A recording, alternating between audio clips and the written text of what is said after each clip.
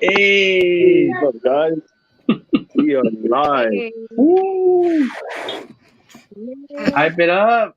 Look at you got to Right. show off your snake, don't you? Yeah. We got In my we got baby. Baby Jesse's Reptile World. We got Jen from Aloha Reptiles, and that is the Sticker Girl, Magnet Queen, the Logo Woo. Queen. And then we got Yeah. Casey from BCG Reptiles. I The love best your logos logo. in the house. Round. Can't beat it. This shit, right? Can't beat it. She's not stop. You come close, but not close enough. Um, I'm telling you, Barking. every time I get or give out a sticker, because that's usually what we do when Yeah. we give our when we adopt out. We always give a sticker, and they're like, "Oh wow, these are really nice." I'm like, "Aloha Reptile." now they're talking about your actual logo, not the stickers. Nah. Quality of the What's up, stickers. Brian? That's where it comes from. The quality. They said, nah, this logo is nice. Oh, yeah. That's where the quantity the and lad. stickers. Wow. Yeah. I love love that those sticker. stickers. Like, Star Wars design is awesome. Chris, you come hard with your stickers, bro. Bro, I'm not even trying. It's Whatever Jen makes me, 24/7. it's right there. She Right. makes Like it, all comes hard. Yeah. That's why, because of Zen right here. Zen. no, Well, I'll take that. first of all, I'm thinking about them. First of all, I want to give a shout out to Aloha for really being a big partner of all of us here. If it wasn't for you, a lot of things wouldn't be happening in this. So we appreciate you and what you do. I appreciate. Welcome, Ozak. Welcome, Fry. Welcome, Bosa. Yeah. What's going on, Looks Emily? like Welcome, there's a welcome. chat. But we're waiting for one more guest, Crystal. For now, we're just going to talk amongst ourselves and wait for her to come on. So go ahead, Jess. Give a little bit of what she was talking about. So some of the things that we're trying to do today, right? Conversation today is built around something that's not being talked about. We talk about color, we talk about structure, we talk about, the do's and don'ts of care, but we don't really talk about the thing that we all probably need more specifically is reptile medicine, right? When we're talking about specific medicine that helps with the everyday, things that we come across, just like we would get sick, right? We don't have enough of that conversation going along.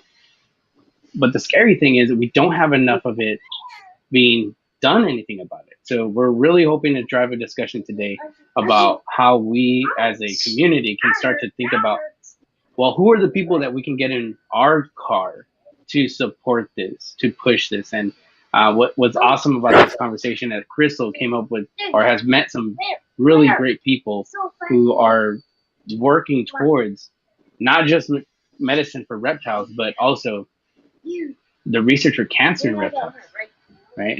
And her stance is more around the bearded dragon growth.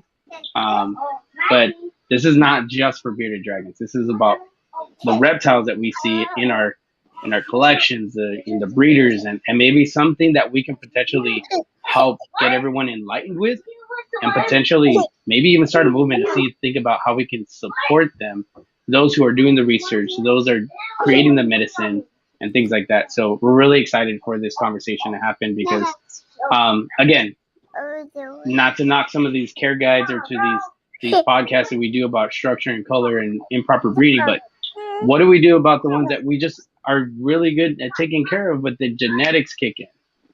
Or something out of the blue happens and you walk into your reptile room and your best boys in the corner passed away.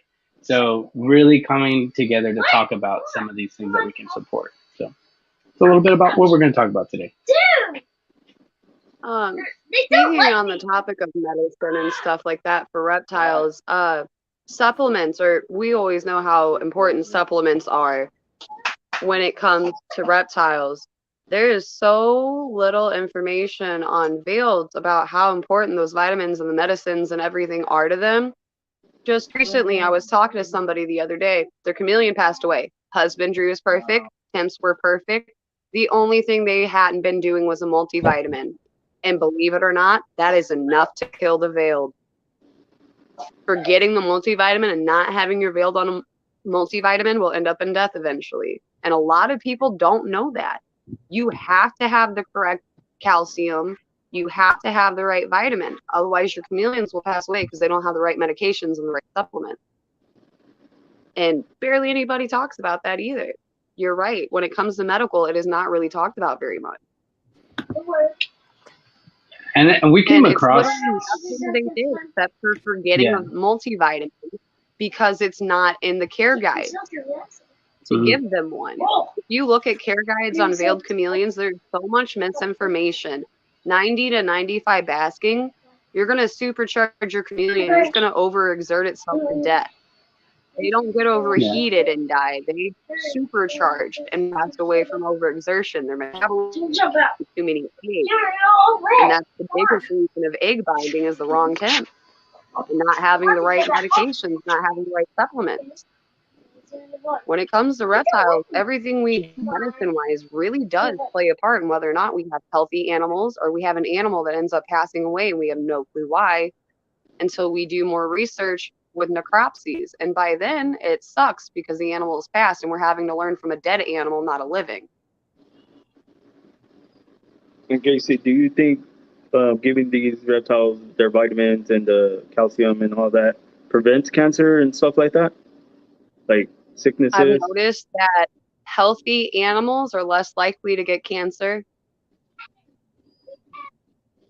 I've seen very healthy animals get cancer, and I've seen very unhealthy animals get cancer. That's the thing with cancer, especially in reptiles. There's so little research done, they really can't pin down what the carcinogens are from. I've heard a lot of theories that it's in our UVB lights. Like I've heard that the solar glows, they've seen cancer in bearded dragons from using the solar glows that have the UVB and the basking in it. But then I've also heard that bearded dragons with a linear bulb also had cancer. It's hard to pin it down, but I do know the healthier the animal is, the better the chance that they're not going to get cancer and the better the chance that they're going to be able to fight it off. Hey, Casey, so that solar bulb, that's that one in all, right? That one in all bulb? Which one? That solar bulb you're talking about? Because there's one they make, but it's an all-in-one. It's an all-in-one. It has UVA, UVB, and all that, like a basking light. Yep. Those are the ones. Yep. It's the all-in-one where it has the mercury vapor that helps produce the UVB. And it's also been shown that those lights can produce more UVB than they're supposed to, or they'll produce too little. They're not exact science. And what I've seen proven that overexposure to UVB can cause cancer in reptiles. Yeah, that's a big one, because when we think about even iguanas, right? So for a very long time, iguanas are pitched with, because they're arboreal, because they're tropical species. They bask a lot, but when we think about it, they're in the trees. You know, when they're hanging out. If you go to Florida, you'll see them on the side of ponds and things like that. But after that, right into a tree, because that's where they feel comfortable. And I think even with some of the things that we've seen, artificial UVB is something that, like, it has to be talked about, because as I'm looking at some of the, UVBs that I get, I'll buy them the same day, same make, and both of them are producing two different numbers, right? And I think, especially when we think about heights, we think about depths, we think about reflectors, we think about proper hides, like, that will support it. But if your dragon likes to bask, or if your iguana loves to bask, they're directly under it.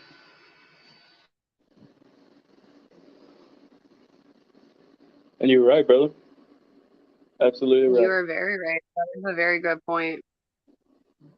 I mean, and think about with the iguanas, they used to suggest a heat rock before we knew that that wasn't good for them. That way they'd have a place to go bask and get warm, because they do like to bask.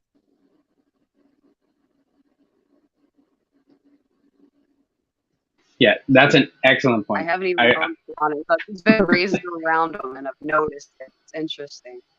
But Yeah. you are right. A lot of iguanas like to bask, even though it said they don't like to. It's like they're arboreal, but they still get sunlight in the trees. Come on now. Yeah. Yeah. And then when you think I about the mean, mercury put bulb, it this way, the I was a Amazon big can be. advocate of it. Big advocate, because mega ray was one of the ones that I loved because it produced the right UVB, the right temperature, and it didn't really like heat up where I didn't want, right? Because there's some that really, shoot out that heat everywhere, and it was very direct. So I loved it. But Yeah, I then think you were I just telling started me doing my about that research. like a few weeks ago, right? Yeah, so I was doing my research because, with this conversation with Crystal and cancer, I'm like, if humans get cancer from, overexposure to sun, like, come on. So then I started doing like quick tests on my mega rays. I'm done. Bro, Now, on if that, you look at my on that tanks, though, Like, what you're honestly, saying, this is not talked about very much, but a UVB reader needs to be in every single reptile keeper's home, so you know what your lights are actually pumping out. so what he's saying about humans get cancer through sun, I don't know. Like, I, I was gonna bring this up later, but I just found out, my mom has breast cancer. So since we're on the topic of cancer and how like the sun affects people, like my mom, she works in the sun. I guess at her other job, um, and we just found out. So it's a little iffy for me to talk about right now, and kind of rough. But Um, like, I will say this, Chris, breast cancer treatment has come a very long way. oh yeah, Your mom stands an amazing chance. The medicine for breast cancer has gotten very, very amazing. And if you're lucky, they do trials. You got to look for them. And I mean, you have to look for them because it's a trial that they don't run all the time. It's the same trial that I was able to get into when I had breast cancer. They've been doing radiation and chemo, targeted radiation. And then they shrink down the tumors as small as they can. And instead of cutting the whole breast in half, they're going in with liposcopic tools and removing the cancer. That way it's not as invasive for the woman. They don't feel as bad about their body. But the only thing is, it's still in the trial process. It's kind of hard to get into the trials and it's hard to find them. But if you can find it and she qualifies, it's got really good success. And it's not as harsh on the patient as the normal recovery time. I And was there's just telling also you the this radiation seeds that work really good too. with my grandma. That's what they just did. They cut the piece out, and that was it. They didn't do like the Right. full. She just had that surgery on I Tuesday. love to hear that's starting to become a more common practice because I was treated for that. Let's see, how long have I been in remission now? I got it when I was 19, was in remission at 20, so it's been almost 7 years in remission. yeah, She just had it Tuesday, well. and she was home the same day as well. yeah. So yeah, it's definitely coming a long way. Heck yeah. They're coming such a long way with breast cancer. Yeah. Like I wouldn't freak out too hard. Your mama will be okay. Just keep I that don't know. positive attitude that you always got, and your mama will never not have a smile on her face. Yeah. Bosa's there. Bosa's there with you. Yeah, He's no, I saying, think hey, he's saying, Like, just keep her remind positive, her, brother. like, if she gets nervous, remind her that medical has come a long way and that it's not as scary as what it used to be.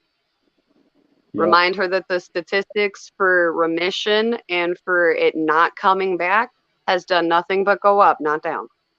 That'll help her feel a lot better. That helped me feel better when I got diagnosed. The fact that medicine had come so far back then, and it's been 7 years since then, almost. Yeah. It'll be 7 Snakes. years next July. yeah. Are we showing off snakes? No, I got one. I'm just I'm like, showing I want to show Jen, off snakes. this is her baby. I just put mine away. Oh. Hold on, buddy.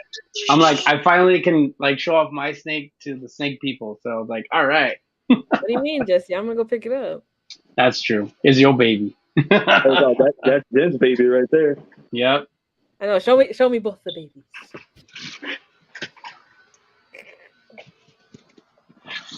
But Crystal's trying to get in. I think she's having problems, so I'm trying to help her out as we're talking. So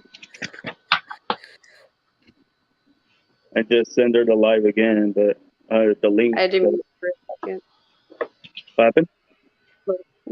Little man got very talkative about a woolly worm and deer and a turtle. You know, I don't like. Oh, that's beautiful. Bobby. Going through a shed right now, but Is that a classic? Is that what Bosa calls a classic? Classic. this is a Ka. This is Ka, bro. This is Ka. You know, from Jungle Book. And you know what? She was fit right into because all of our animals have K names. Look at that. Baby Jesus. That's funny. What is that? Casey? That's Aries. That's our super classic. That's our 4'11", almost 4.4 pound snake. Wow. What was that, dude? I think my wife's watching, so it was not mine. That's not yours. That's Ka. That's my baby. Just so you know. He's literally 3 inches shorter than me. And he's a male. Like, you're not supposed to get that big. Stop it. What, males? Yeah, they're not supposed to get this, but they do. That's cool. Bosa said classic, super classic. Example. Bosa, do you approve of Ka? Yeah, because she's a classic, super classic. Mm. Gotta love classic, super classic. Well, just so y'all know, I'm still learning about snakes. So the other part of the live was supposed to be that Crystal is trying to raise funds to help doctors find out. Am I saying that right? To find out how to prevent cancer, and the logo master right there. Yep. Yeah. Bam. Classic, super classic. You got it right. I need one of those. I mean, you know what's crazy? They've actually seen really good success with RSO from cannabis with cancer patients. They've been seeing a lot of and actually cannabis slows down the growth of cancer cells. That's why. Yes. Why is that? It's because cannabis, contrary to popular belief, cannabis has had very many medical studies ran, and cannabis actually helps boost your immune system. There's something in chemical makeup that helps your immune system. And it, for some reason, slows down anything that's bad in your body. I mean, look at it this way. Look what it does to epilepsy. Grand mal seizure. CBD spray up the nose. Stops within 2 minutes. Stops it dead in its tracks.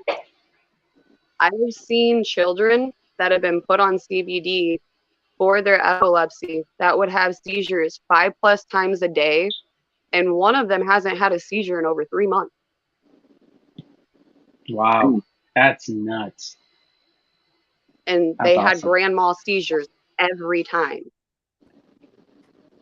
I remember seeing that in the news. I think it was like the airport maybe, and they wouldn't let the kid go with his pen or whatever. Yeah. Oh, he took his weed pen? Yeah, I think it was like maybe drops or something, but he had epilepsy and they wouldn't let him go. How did they not let him in? Did he have it out or something? Was he smoking it? I know. I think they just found it in his bag. It was also a few years ago, but he did have epilepsy and it was medical, whatever. I was like, didn't let him when I flew out to Pittsburgh, I had my weed pen. CBD has no like property 10, 15 years ago that gets you high. When I was vaping, I took my vape with me and it was in Pittsburgh and they opened the bag and they're like, "The hell is this?" So weed vape pen, man. Yeah, and it was just a regular vape at the time too, and I don't know, maybe, I mean, like I said, that was a few years ago, I think, with the kids' drops, but. Right. So then you're famous. I don't know. It kills me because CBD doesn't have any of the properties that get you high. It has none of the neuro properties. Like, it's nothing but pain relief. You cannot catch a buzz. It's impossible. For what? Like people. Well, it's missing the THC, right? That's what gets you high, right? The THC. Wait, are we talking Yeah. about CBD and THC? THCA, They're two different. There's actually two different types of THC. There's THCA before heat is applied and THCB after heat is applied. THCB has much better pain relieving properties and is much stronger. So your flower would be THCA. Your edibles, your distillates, your cartridges would be THCB and A. I was like, mine are here somewhere. What, your edibles? My edibles every night. I've never done it before. Jesse, come over. No, if my wife is Jesse, watching, come we on. cannot do that. I don't know if she's watching. I have, Hey, all I gotta say, if you do Tell that, her make sure you're you do trying it it for within medicinal in a room. reasons to see if it helps you relax. I have bad She'll I leave you mean, alone. maybe. sleep. I don't know. I mean, I It's do been have proven to problems help with with sleeping. manic depression and anxiety. It helps me sleep. Really?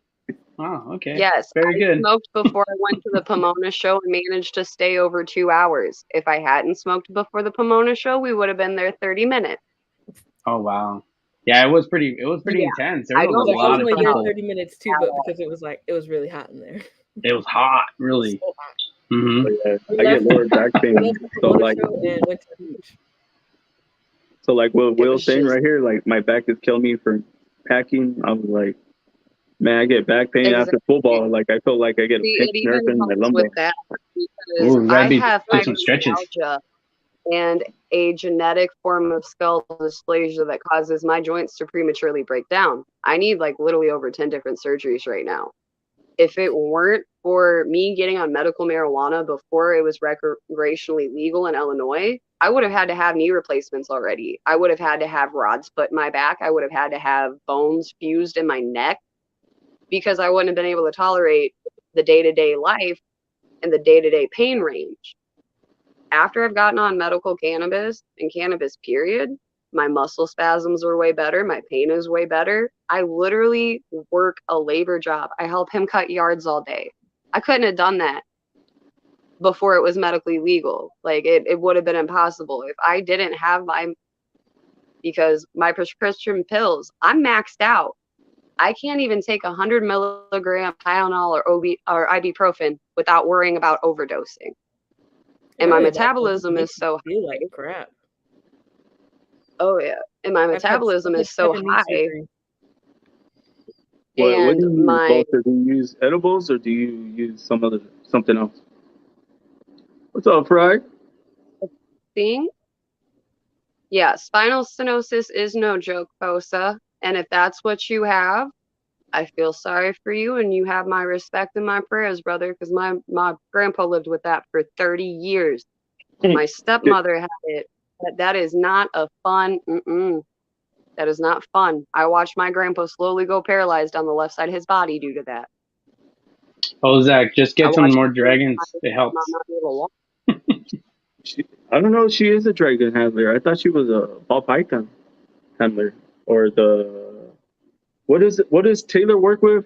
Those lizards? Casey? What is it? Those ones Taylor has? The lizards. Taylor? Yeah. She has gammas and euros. There you go. I think that's what Casey has. Pink agama, yellow agama, I think. She's got a couple different things. Ozak has agama. Sorry. I got you, Jess. I got you. Dragons help though. They're like puppies. Oh yeah. Well, if you want a baby Ozak, there's baby Jesse right here has some baby that he needs to rehome. Yeah, I do. I have a lot. And I also have adults that need to be rehomed too. I actually got a baby probably like at least 2.5 months that was dropped off. No leg. I mean, they took it to the vet, but they were like, oh no, it's not cool. It's got no leg. I'm like, okay. That thing is a beast. It's a normal, but oh my God, tough. I mean, he runs as fast as the other ones with 4 legs. That's awesome.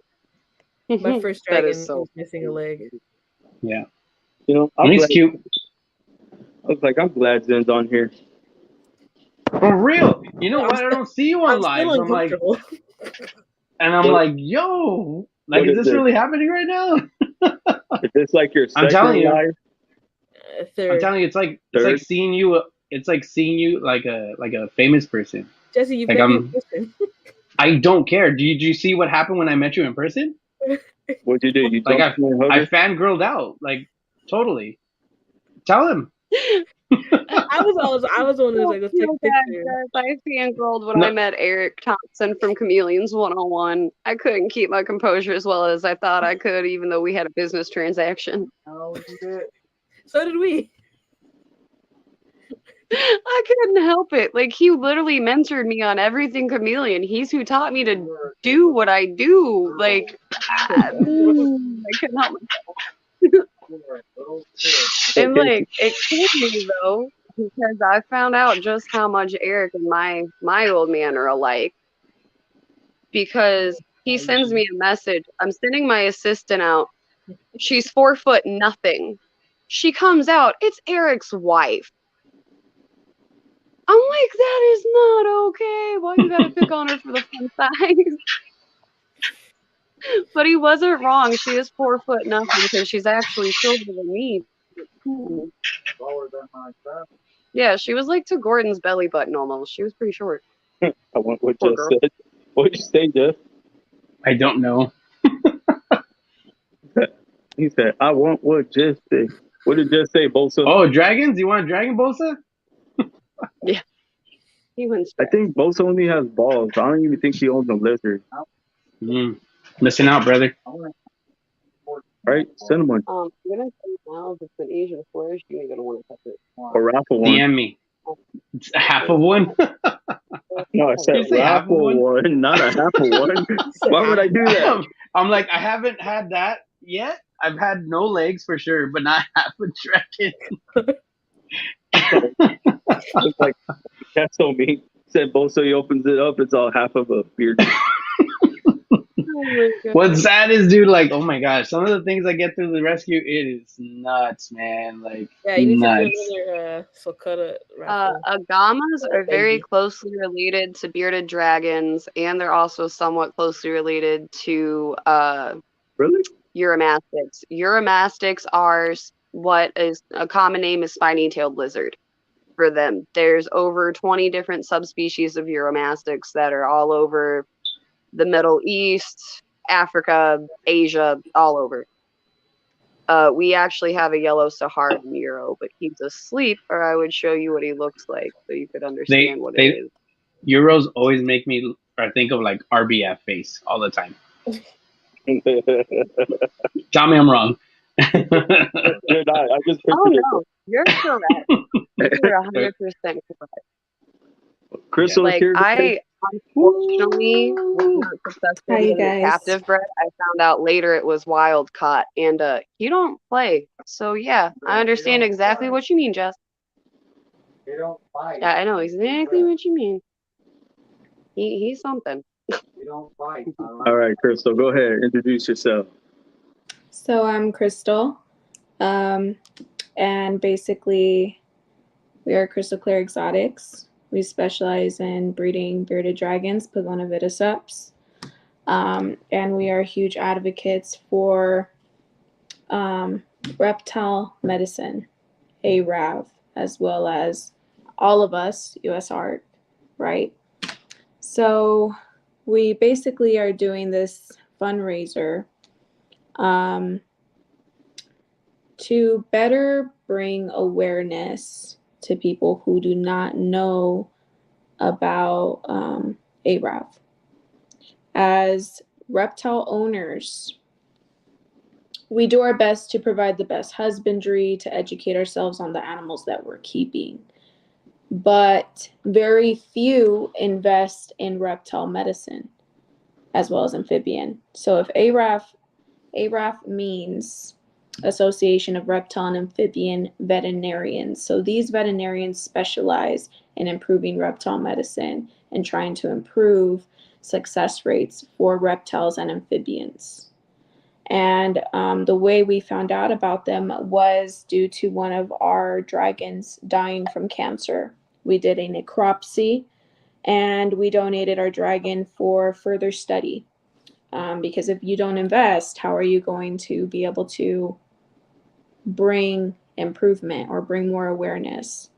So we ended up doing the necropsy. We found a cancer tumor. From there, we further spoke to the vet. And a lot of these veterinarians are very underpaid. And that is why there is very low rates of having successful, outcomes. And cancer still is terminal for reptiles, you guys. There's no cure for it. And it's been around for about 14, 15 years, according to the vet. And they don't have many funds to be able to bring that awareness or run trials or find an actual cure. So with that being said, that vet introduced us to ARAV. And we are doing a fundraiser. Entries are beginning on October 1st and they will end on October 30th. And that's for us to basically raise awareness. Of course, have people, entertained with the raffle. I will be raffling off a full 100% red monster. Jason from High Desert will also be doing the same. Tammy from Dragon Tales, Tammy, who's done this for over 25 plus years, is also going to be raffling off a beautiful dragon, sapphire dragons also. And, Chris and Jesse are wonderful to put this together so that way we can get other communities together and so they can also be educated on ARAV, because many people don't know what ARAV is. And we're all reptile owners or amphibian owners. I have a question for you, Crystal. If I knew a vet that would be interested in helping with this, how would I give him the information to help become a part of this? Because I know a vet that would be completely interested in this right now. So basically, 100% interested. Right. Basically, they're more than welcome to reach out to me, or if they wanted me to reach out to them. We definitely are. It's the truth. There's not many breeders who can financially provide medical attention to their animals, especially with such high quantities, and also those that do, it is an investment, and sadly, there's also a lot of pet owners where their dragons just drop dead and they're not sure why, right? And I think, Jesse, you had mentioned that.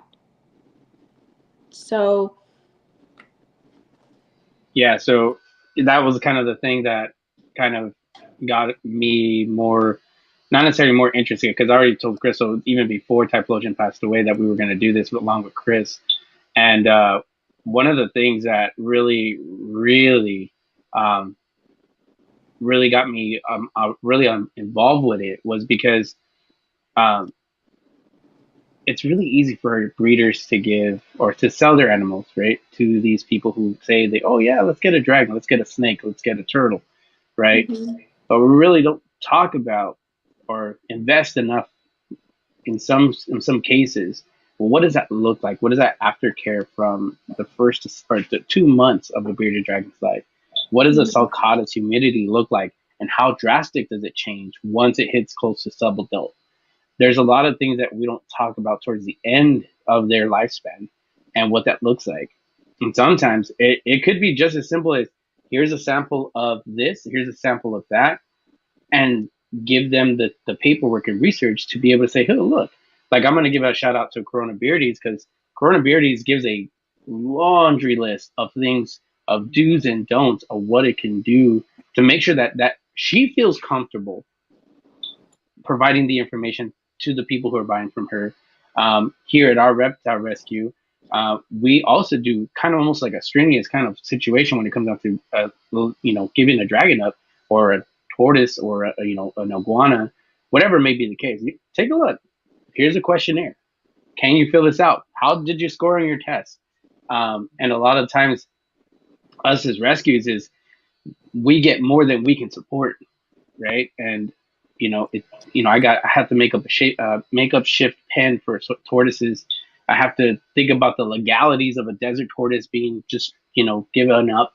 And then you get a veiled chameleon who didn't get the proper care in the beginning of its life, and now is dealing with MBD and scoliosis and just all this other stuff, right? And so when we think about iguanas, same concept. They think they're desert animals, so they just put them in a tank and hit the heat up because they said make sure it's got heat so it could, digest the food. Right. There's so much we can get into, but Yeah. what we're trying to do here is really epic.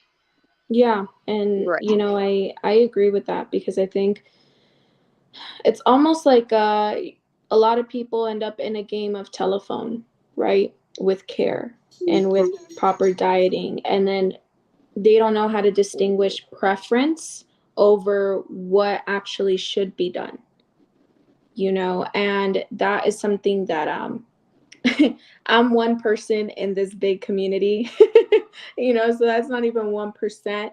But I feel like if people try to actually share knowledge instead of critiquing most of the time, or, try to implement positive feedback, because of course, not everyone in the community will follow that.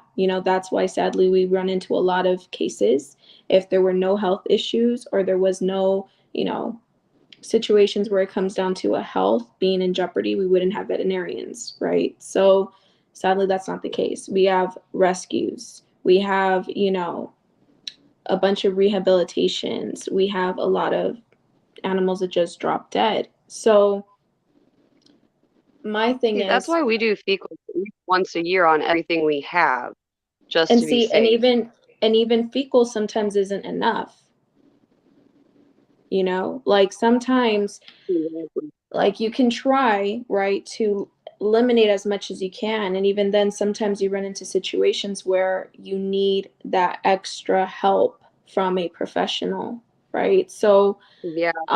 it started off with me talking to Tammy, who she's an amazing breeder. She's been doing this for 25 plus years. She has a vet. She knows many people who never have used vets, but she encouraged me to do so. And if I'm going to be doing this long term, I'm investing that to be able to do that, and it isn't cheap. Of course, it's not cheap. But if the community got together and raised that awareness and we were able to actually build funds, I feel that the medicine would be more improved, even just by that much, But so many people do not know about ARAV, and these are veterinarians who are trying to improve this for our pets and those of us who own businesses to help our businesses. Because we only know so much as humans, and even as breeders, we're still learning from trial and error, and when I paid for the exams to go through, on x-rays, they said there was no sign of a cancer tumor, okay, on this dragon. He was not eating. He had 0% fat in his body. There was nothing that I did to trigger that. It just happened. However, when we did the necropsy, I said, you know what, let's do this, because who else is going to do it if we don't start doing it? Who else is going to bring that information that people do need? You can't just ignore one piece of a book and read on the rest. Eventually, you're going to need that chapter, So we did the necropsy, I agree. and we found the tumor, the size of a pea. And the vet said that because of the size, that's why the x-ray wasn't able to capture it. So there's little things like that we could miss, and if we do have... I agree with you 100%, Crystal. I really Mhm. do. Vet care with reptiles, like you said, very uncommon. It needs to become more common practice. Mhm. And the vet that I'm going to send your way, the business name is Best Friends. They work with a lot of different reptile shops around here. They work with a lot of different keepers, and they have the best prices I've ever seen. These vets are in it for the animals. A base visit is $45. A necropsy, full body necropsy, cost me only $350 on a 2-month-old tegu. Full body. Everywhere else estimated me at over 1,000.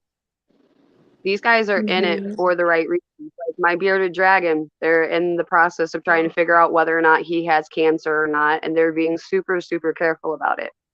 He has tumors on the outside of his body, but with the way they are shaped and sized, they cannot get a biopsy without putting him under anesthesia currently. and they are too Yeah. afraid to do that for risk of him not waking up.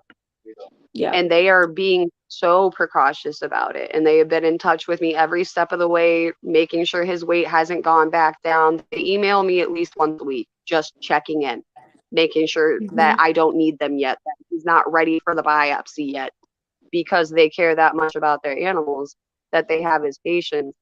Like, this vet literally went ahead and gave my Tegu 3 times the amount of euthanasia that it would require, just so there was no doubt that she had not passed away. So when she went to go have a necropsy run, it's not super commonly known, but if you do not give a reptile enough, it has been known for them to go to necropsy, and when they are cut open, the lungs are still moving and the heart is still functioning.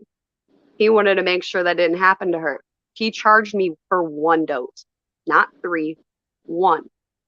He even gave her a tranquilizer because she hadn't been moving for a couple of days because she had been having grand mal seizures out of nowhere. The necropsy ended up showing that she hadn't developed her brain fully. And the blood tests and the fecals that we had done were very, very in-depth. He sent it all the way to California because his lab couldn't do it. Going all the way to California, it still only cost $150 for that testing. And the only thing that was wrong with that Tegu on documentation before the necropsy was she had a slightly elevated white blood cell count. No bacterial agents, no infectious agents in her system at all. It's similar to what happened with Nerd, Lilith. There was something wrong with their Cobra that was not showing. And when the necropsy was ran, she was filled with granulomas. The same thing happened to our Tegu, except it was in her brain. And that's what caused the seizures, and for her to go downhill in only 5 days. Yeah. 5 days after we bought her. No, it was 2 months after we bought her, 5 days from, and the first sign of her not doing good, she wouldn't eat. That Tegu had a voracious appetite. The second she wasn't eating and she was wobbling, she went to the vet immediately. And we ran the necropsy for the same reason. If you don't test it, how are you supposed to know what went wrong, and how are you supposed to improve? Yeah. Yeah. I thought I did something wrong because this breeder was playing blame games. Yeah, I see things differently. I kind of am like, if I'm doing this, but I'm doing everything. You got me? Like, I know they're like, for pet owners, I don't expect them to go the lengths that we should as breeders, as collectors. You know, I understand. But at the same time, for myself, if I've had a dragon who's produced wonderful babies for me, who was healthy, if I see them declining, I'm going to want to invest in their health, right? Not just breed them just to breed. These are my pets as well, you know? They all have names. I take care of them. I try to give them the best life possible in captivity, because captivity will never be the same as being out in the wild, and that's just the truth.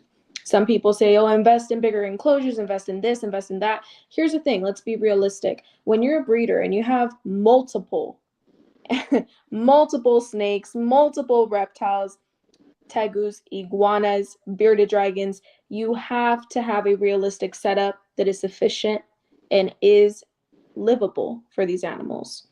Also, health is very important, you know, and I feel that within my community with bearded dragons, a lot of people are overlooking structure and health for color. And that was our last conversation on the last live we had. Also introducing the fundraiser that we're doing, because there's so many red bearded dragons are super saturated in the market right now. There are citrus being overlooked. There are so many other morphs being overlooked because so many people want the darkest colored animal. Now, speaking with my vet, the vet said the rates on cancer and health issues are much higher on morphed reptiles and animals versus normals. And I believe that. I can believe it, because the one that we're looking at right now is a translucent. You know, and not just that, trans always end up with the most neurological issues. Zeros Are not translucent even, leatherback. yeah, even Leatherback. even China's reds, like you can find them in almost any pairing. Neurological issues are so common, and not just in bearded dragons, you know. I'm so glad you touched on that because so many people don't realize that. We had a girl that had a neurological tic and wobbles. Yeah. And it can be ever so slightly that you miss it sometimes, you Oh, know. not with her. It She might was come like bad. this. She was like the worst of the Mhm. worst. She was bad. She couldn't hunt by herself. When I first got her, I had to syringe feed her, Repti Boost, and crush up her bugs, make sure there was no exoskeletons left in it. That way she could digest everything right, make sure her greens were right. She could literally try to take a step and she'd just flip onto her back and not be able to get up because she didn't have the equilibrium to even balance herself back out because of That's the bad. neurological tics. She almost had like Tourette's almost. Yeah. And And her back legs did not work right due to the wobbles. We did hydrotherapy, we did hand feeding. By the time she passed away, she could chase down crickets without flipping. Yeah, Yeah. She bounced back neurological really well. stuff is really sad to see. Really sad to see because you think, you got this strong animal, right? And this animal's thriving, eating right, boom, boom, boom, and then just like a snap, the head starts See, shaking a little bit. that's the thing. I actually bought her like that. I watched 5 people pass her up because she was extra TLC, and I couldn't leave her. She was only $40. No, that was Thor that got brought back because somebody decided to go ahead and buy a young bearded dragon and put it in with an adult thinking it would be okay. No. And the poor dude now has a scar that goes down over half of his back because he See, got that's attacked by the bigger one. see, that's the other And they thing. Like, I returned it know. instead of buying a new enclosure. They returned it to the store, and I got him for 50% off. Like, Damn. I don't know. I like touching on I like like the readability. neurological, like on that issue with the neurological issues. Barely now. I don't know if you guys follow Beardy Vet or know about Beardy Vet. He's a vet in Australia, and he's broken the myths of sand. He's broken the myths of many things. Even if dragons can absorb water from other areas but their mouths. I did a reel on that because many people are so wrongfully informed, that it sucks. And I feel like us as breeders, we should do our best to educate ourselves so we could educate others. There should never be limited information that we can share and shouldn't share, if we're in this for the right reasons. And with neurological issues, he shared that a vet had performed a successful MRI on a bearded dragon. And they had to do a lot of modifications to be able to do it, but it was successful. And they finally were able to do that, to use that as a protocol for neurological issues. So with now knowing that, I plan to speak with my vet and see if we can possibly perform that or similar to be able to see what exactly causes the neurological effects, right, on these dragons. Because I've seen many. I've seen many, and sadly some die. There's even some that are just, has hypothesized it's a developmental issue in the egg or a dietary issue later, depending on the situation. He's got a couple different hypotheses on it. We've actually talked about it before because of data. See, and that's why, like, I wish we can get past like the theories, because even with cancer right now, they only have theories across the board because there's no cure. There's no exact what triggers it, where exactly does it come from, is it like hereditary, is it not? I am currently getting 2 more white backs coming into me tomorrow, and I plan to run tests on them, for cancer to see if that's the case, to rule out that it's the morph. But then if we rule out that the morph, doesn't carry it or doesn't have it, then we're still in the same spot of, okay, so what causes it, right? How do we know early signs of it? Because when I got him, he was almost 300 grams. He dropped to 200. And you're talking about a full grown bearded dragon male. Great structure, weighing only 200 grams. 0 fat. Same thing that happened with Thor. Same exact thing that happened with my leatherback. He spent years being healthy, full-grown adult, randomly dropped a whole bunch of weight. And here's the thing, though. For this, the vet shared that most dragons that end up dealing with cancer, they have it for a long time. It's mainly when they're in their 2-year mark to 3-year mark where it finally attacks them 100%. That's And exactly what happened with Charmander. So That is Charmander exactly what's going on with Thor. Yep. Exactly. Absolutely. So for me, it's kind of like, okay, if we have like a 2 to 3 year mark on how quickly this can develop, but in a way also slow, right? Because 3 years is 3 years. But if you're saying that it becomes that aggressive, how can we invest or try to raise awareness and invest in the right direction to be able to help this situation? Because now it's becoming a lot more common, and it's been around for like 14, 15 I wonder years. if it has anything to do with the fact that around that time is when we start really switching the veggies from the bugs, because you really got to make sure that they've got 80% greens versus 20% bugs by that time period. I would And then say they've been on that diet for a while. I would So say I wonder if yes. that might have something to do with it. Maybe it's something that's being used on our greens. I would say maybe, not likely though, only because out in the wild, right, bearded dragons don't have that full diversity, right? And Right. from their insects, they eat some greens. From their insects is where they retain most of their nutrients, right? So my thing is seeing how we can come up with like a DNA board per se, right? Keeping track of the dragons that have had cancer. What similarities are there? And if they were morphed, okay, what morphs were they, right? Because we do have a lot of morphs that are weak, and that's just the truth. Like, people say, no, everyone's strong. That's not the case, Like, anything can happen. Health-wise, anything can happen. You can have a strong dragon one day and something happens the next day.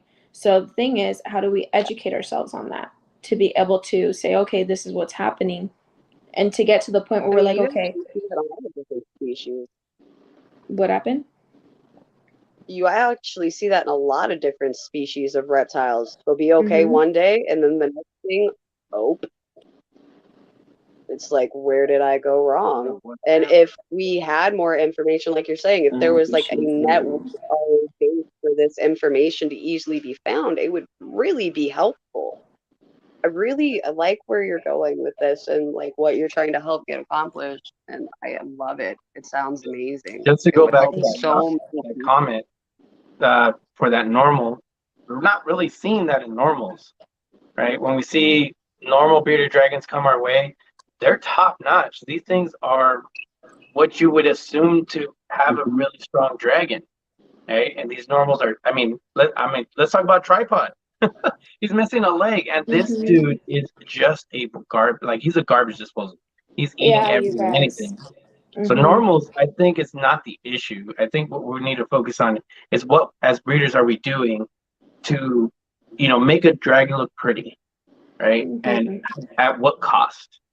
Yeah. Now what we're seeing as breeders are doing, they're trying to invest in normals to beef up their dragons to make them strong dragons, which is very, very cool. Because now we're taking the health into count, as opposed to, well, this dragon is, a red Right. hybrid, blah blah blah. Right. I definitely agree with that. I feel like it's disappointing, yet I understand, when customers, like, I have 100% full red monsters, right? I have like 20 something of them. I get customers that message me, such a beautiful dragon. Wow, it's eating. Yes, it's eating. It has good structure. No crinkled toes, no nips, no underbite, none of that. No neuro issues seen. Okay, but do you have darker?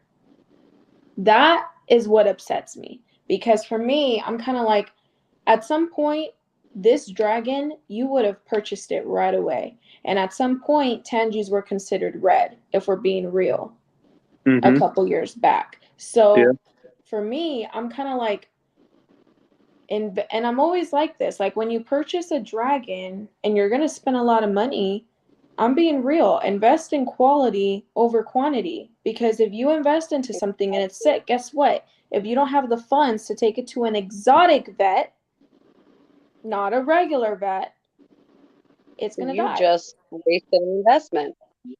And then they're gonna Exactly. send it away because it's a dragon. They're like, Right. oh, I don't work on Yeah. dragons. I don't work on snakes. I don't work on iguanas. I just work on dogs and cats and birds. Yeah, and even dogs, cats, and birds. I've like seen off topic. I like what are they called? Munchkin cats. And like, there's like so many different, there's short and stuff. And I know that those are also like what you would consider kind of like high quality animals, like Persians and stuff like that, and like there's also bulldogs, there's also different breeds, so it's kind of like some have more health issues than others as well. Leave my cat alone. Pugs, right? Pugs is another good example about how we've done so much to this animal and this thing's barely breathing. Right? Now let's not start on Frenchies. Yeah. So it's kind of like with all that, like, I'm glad cats and dogs like have a bigger, community, right, to speak up for them and for them to get the health care that they need. But I feel like that's what we also need to do. I have a cat, I have a dog, I have freaking fish, I have reptiles, so it's kind of like all of our animals need to be taken care of, But I also Right, feel I like understand that completely. But you know what? It's actually not talked about that much, but it's the same thing with cats and dogs. Yes, there's more of a community. Yes, there's more research, but you'd be shocked how many dogs never see a vet office. Yep. Or a cat never sees a vet office because they're raised on a farm out in the country and they're considered just an outdoor animal. They're a work animal. They're there to catch mice. They don't look at it as a pet, and they will never get vet care, and they'll let them inbreed like crazy.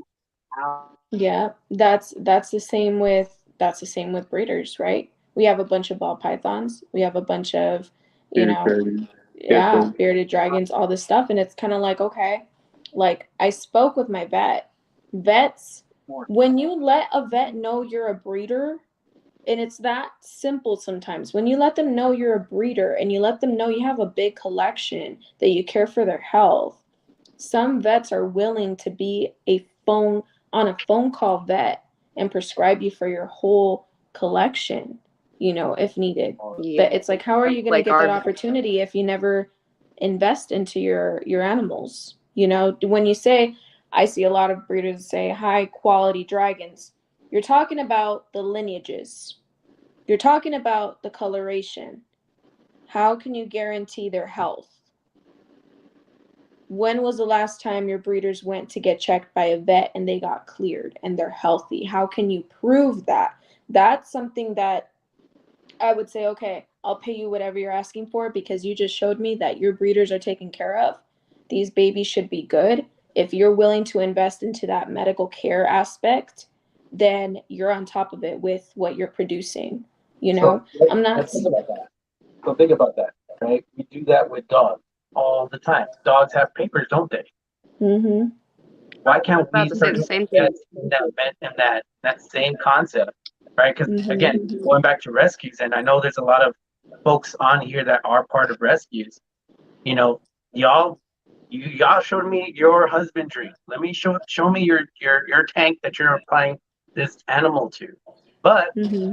as a rescue as well, and this goes for every rescue out there, where's your documentation that you took that animal to the vet to prove that that animal's cleared by a vet, and not just any vet, an exotic vet, especially one that's Mm-hmm. reputable within your community, right? And I think, Mm-hmm. Crystal, you've heard of, our vets out in Yorba Linda, right? Dr. Greek, Mm-hmm. right? And he's one of the ones that is pretty reputable in the sense of like exotic vets, but also the ones in Pasadena, the one in Yeah. Culver. Like when we think Mm-hmm. about this, every single person in California will know exactly what we're talking about Yeah. because of the care that they place.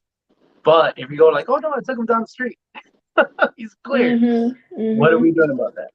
Yeah. And also, like after the necropsy and everything, it took a lot. Like people asked, was it easy for you to do? No, it wasn't easy for me to do. I invested a lot of money into that male to get him from Spain here to the US. I invested a lot.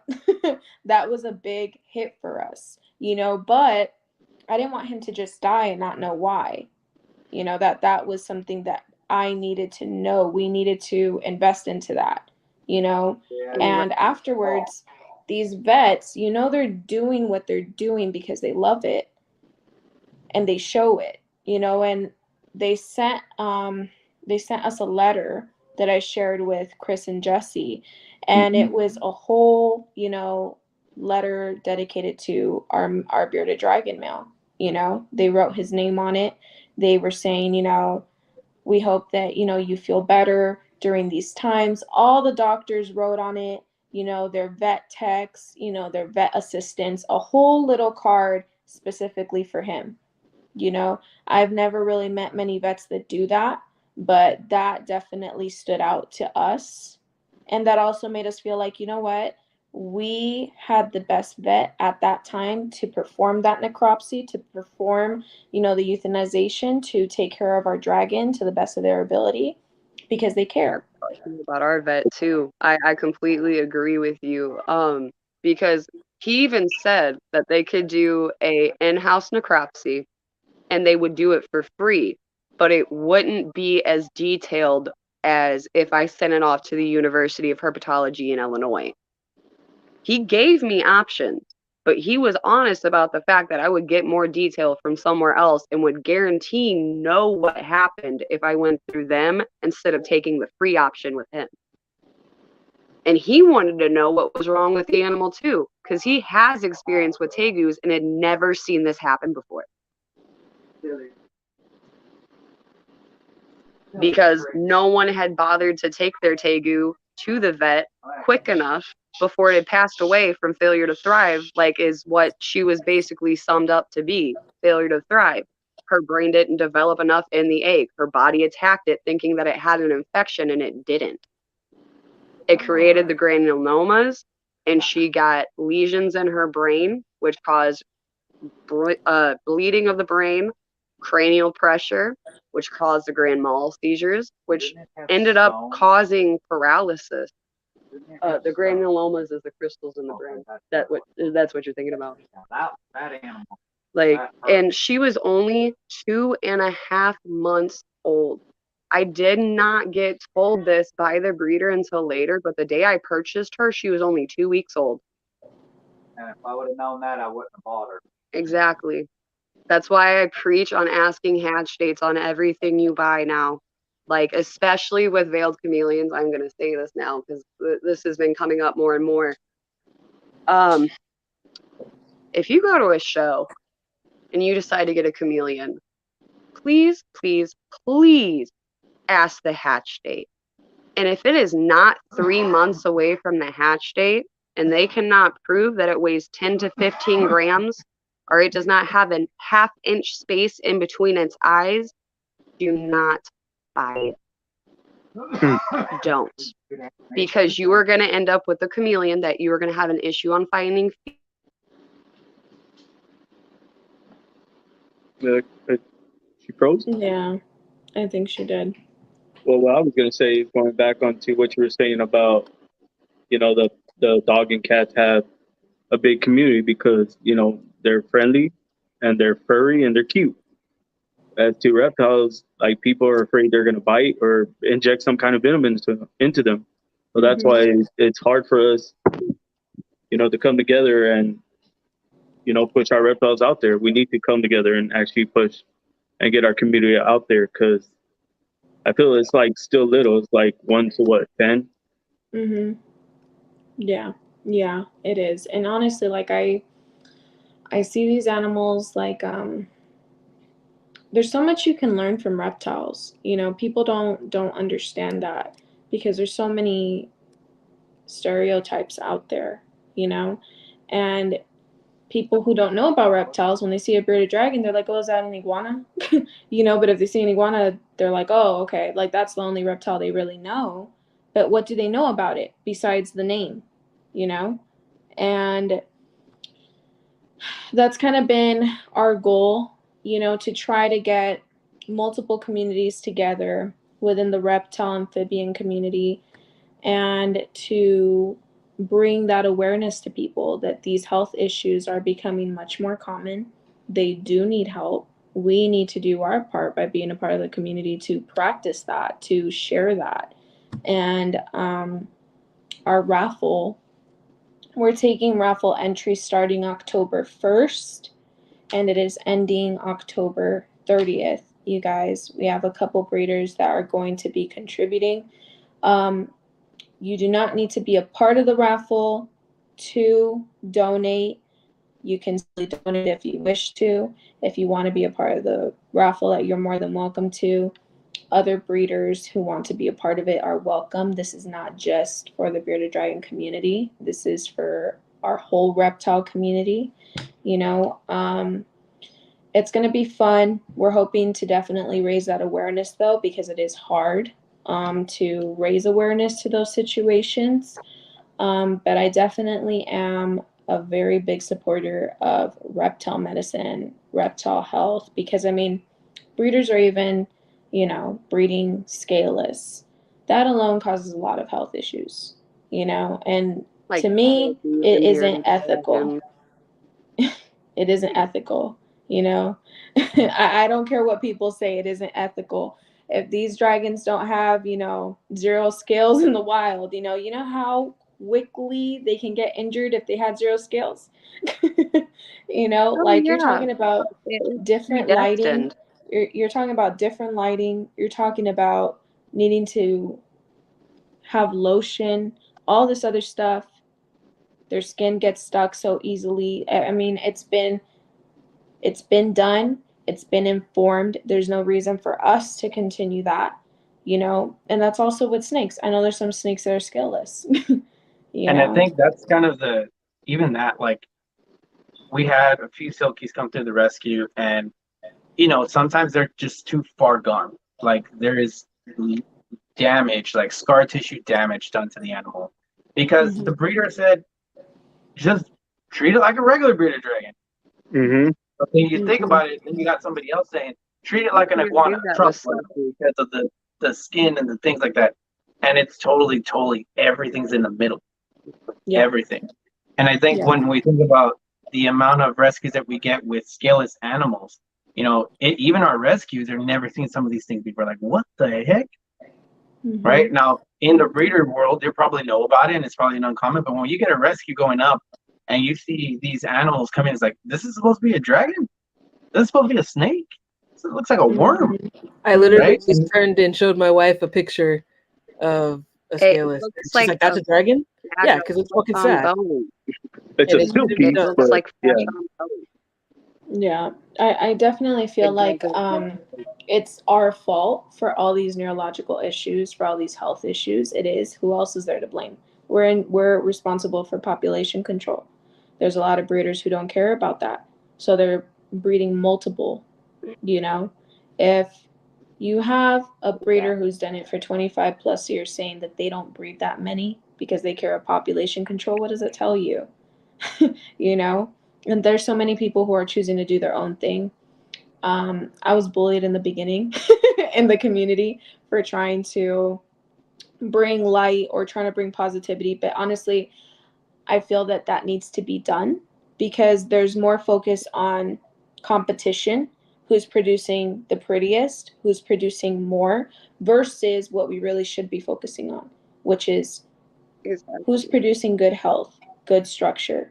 Who's, oh, you know what? That breeder over there, they not only do they have beautiful dragons, but I heard they also invest into, you know, their vets. So you know that they're taking care of their dragons. Whatever price they give you, that's their worth, you know? Because obviously, yeah, if you put a price tag on it, you want to feel confident that you're selling a customer, you know, a quality animal. You know, but then you have people that do the opposite. You know? Right. See, that's why I brought up the veiled chameleons, because you see so many underage veiled chameleons getting sold. And you know what I constantly hear as a breeder? Why would I want a veiled? They always die. Why do I want a veiled? It's too hard to find one that's healthy. No, it's really not. It's because of, like we were talking about earlier, the lack of proper information and the care sheets that are out there being wrong. A veiled chameleon suggested basking kit, if you do a Google search, is 90 to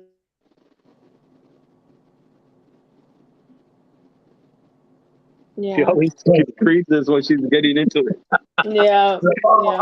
I like what one of the comments said. They said that due to population control, that's why so many die, because they aren't sold fast enough. And it's true.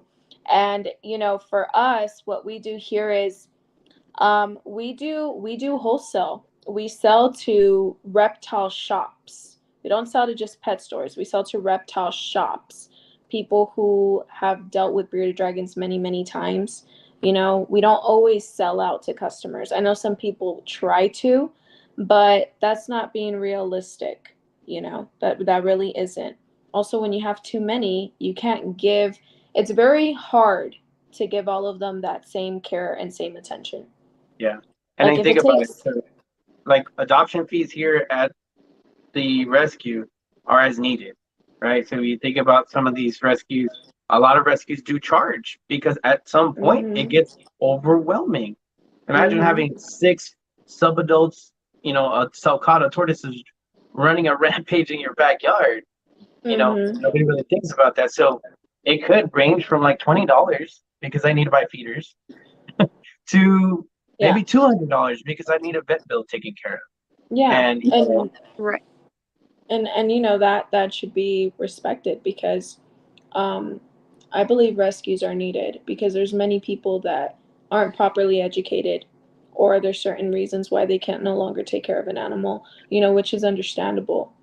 But neglecting them, the minute you start realizing you're neglecting the animal, that's when you need to rethink and you need to make a decision, you know, because I'm sure there's a lot of other people who would gladly take them in or be able to provide a better life. It's not that you couldn't, but it's just the cards that you were dealt with, and that's understandable. You know, there's no judgment on that.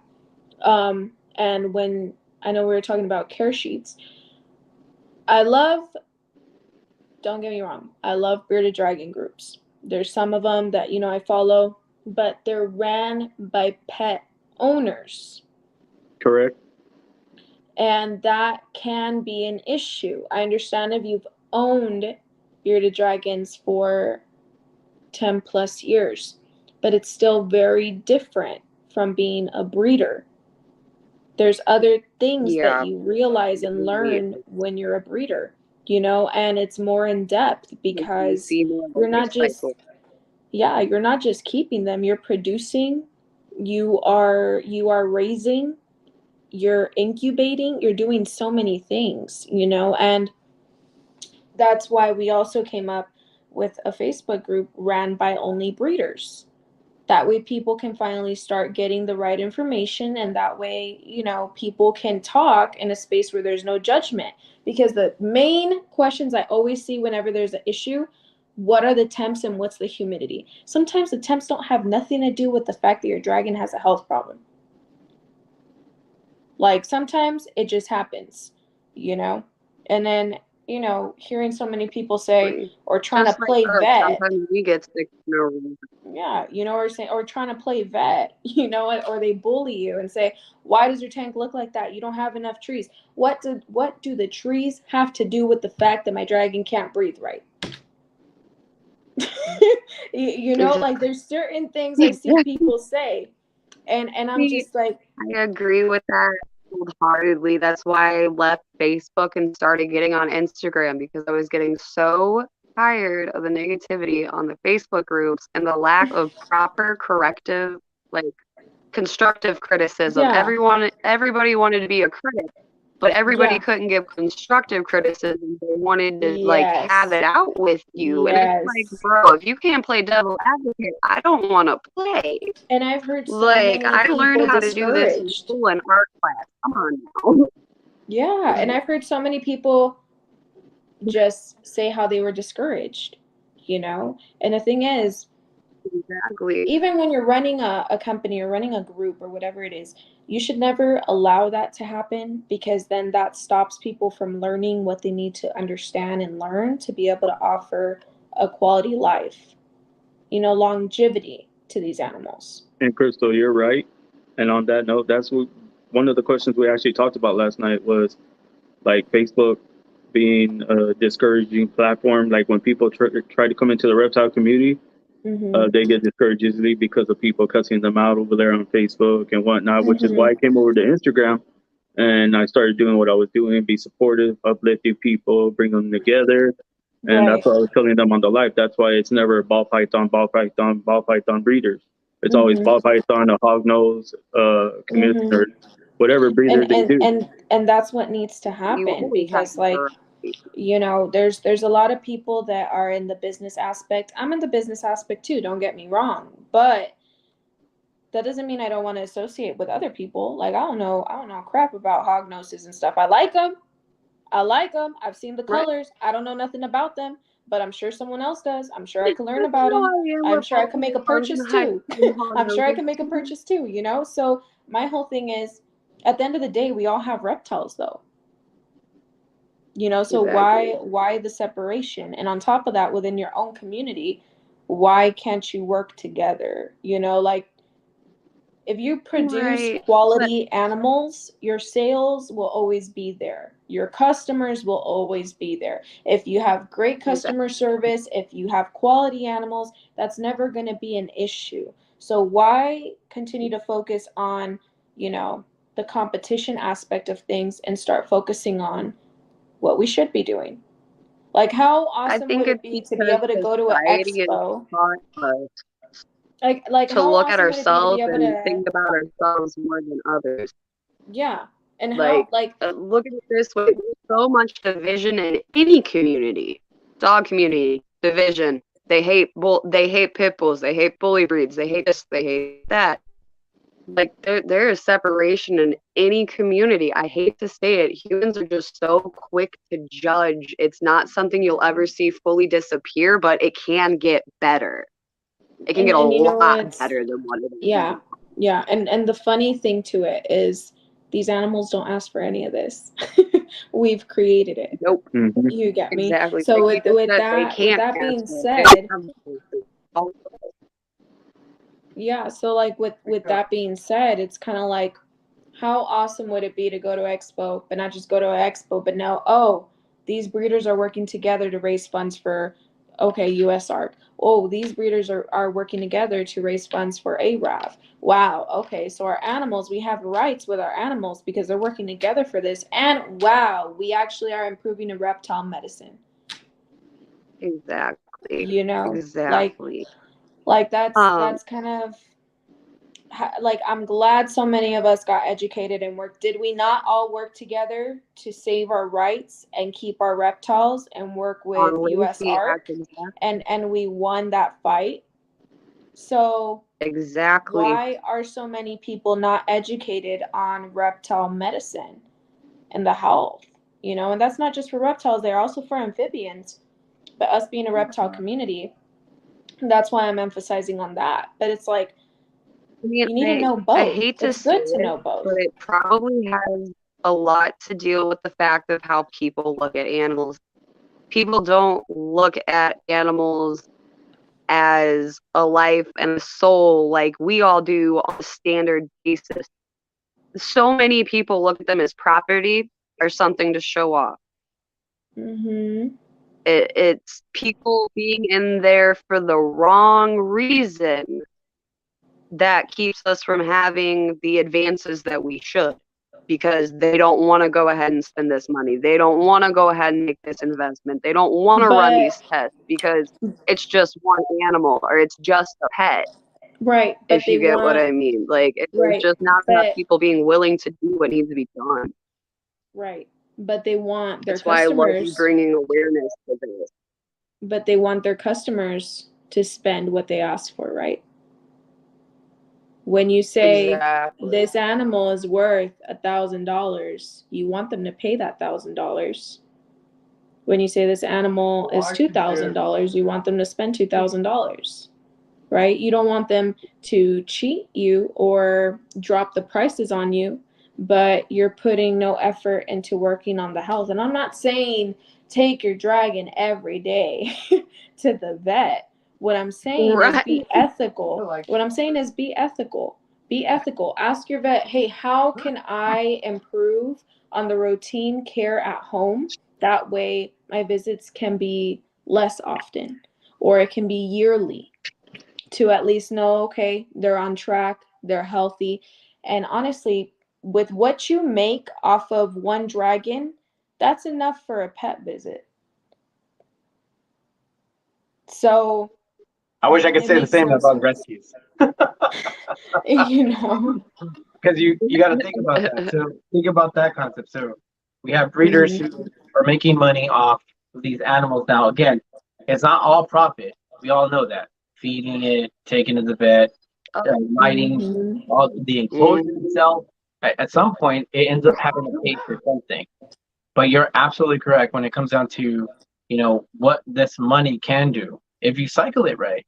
And I think that's where the investment comes in. And I think that's what, we all have to stand on this, on this live today and think about what that means. What can we really make a difference on when it comes down to supporting whatever type of breeder you are or whatever type of rescue you are, and really bringing this community together with one goal, is to figure out how we can make this medicine affordable, right? Because that's a big one, right? Let's be real.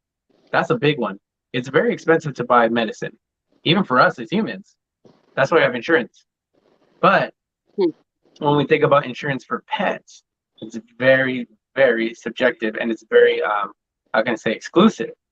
So one of the things that I pitched, because I work for Walmart, the Walmart company, is we have offered pet insurance for our associates just for dogs and cats. So what we're working on is trying to get something to get support from those exotic animals that people get that are not necessarily so exotic anymore because they're very domesticated. Can you take that Walmart? Can you tell them to send it to Target? No. Or Rivals, apparently, and I know that. my wife works for Target. So. Oh yeah, I can't say the Wally World, right? I need to be like the other better competitor. I go in there like this. Look, I'm leaving and going to Walmart. You don't change. But consider that, right? Consider what type of insurance do our vet clinics offer to their clients, to their patients, and that'd be ethical to think about, right? We can make a subscription on, just watching our YouTube channels. Why can't we make a subscription for prescriptions? Yeah. What I've been I don't know if you about. caught that comment.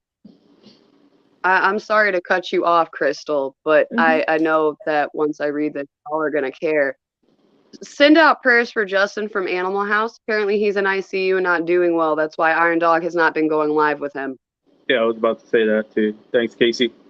Yes, sir. You're welcome. I caught it and I was like, oh no. These guys, I don't know what's going on, but he's in ICU, so prayers sent his way. Justin from Animal House, the one that's always on with Iron Dog. He's in ICU right now. Yeah, that's why they haven't been live for the past week or two.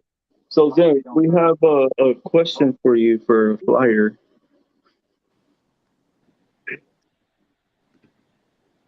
Me, Jesse, and Crystal want to know if you can collab our logos all together in one. I'll do it for them, but not for you. All right. That'll work. That's fine. I got you. Just if everybody could send me their logos after. Well, I have Jesse's. Chris, let me know which one you would like to use. I know. So the reason I have so many logos is it's her fault. It's funny too because I'm sitting here and I'm seeing everybody comment. I'm like, oh shit, I did that logo. Oh, I did that logo. I think I'm probably one of the few logos you haven't done, but I'm kind of tempted to have you make one just so I can say I have an Aloha Creations one. Hey, she's like legit. Serpents right here. Casey, all you gotta say is flexin. Because I'd love to see what you do with sonar. Michaela's farm. I'd love to see what you do with our pied cam. I've done a lot of you guys in here. This is awesome.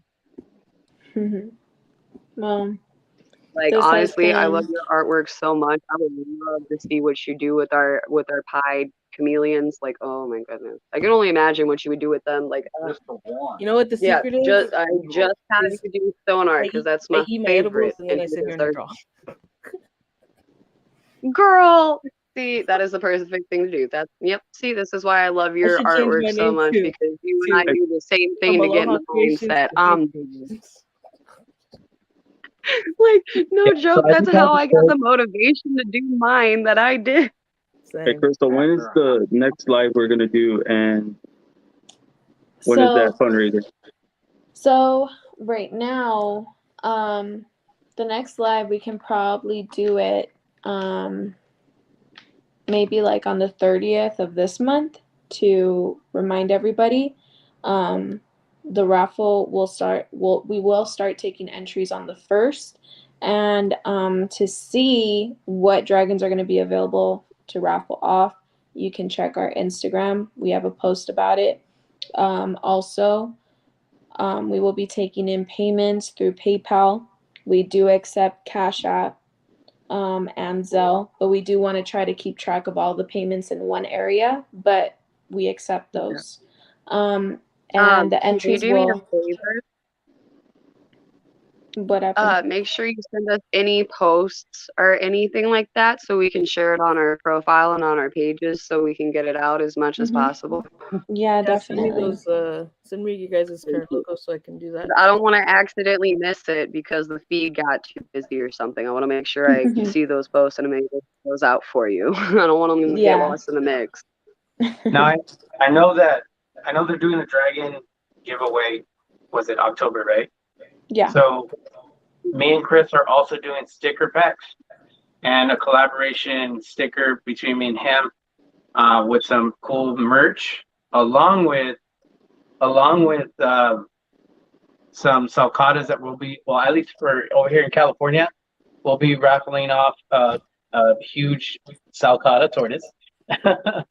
And we'll be doing that, and then maybe some of the baby dragons that we have here at the rescue, so that we can still support it. Now, all funds are going straight to this program we're going. So, hit us up here at Baby Justice Reptile World, Flexin, Finessin, Crystal Clear Exotics, then and GCG, and make it help really spread the word. I know Jay did some amazing things for US ARC.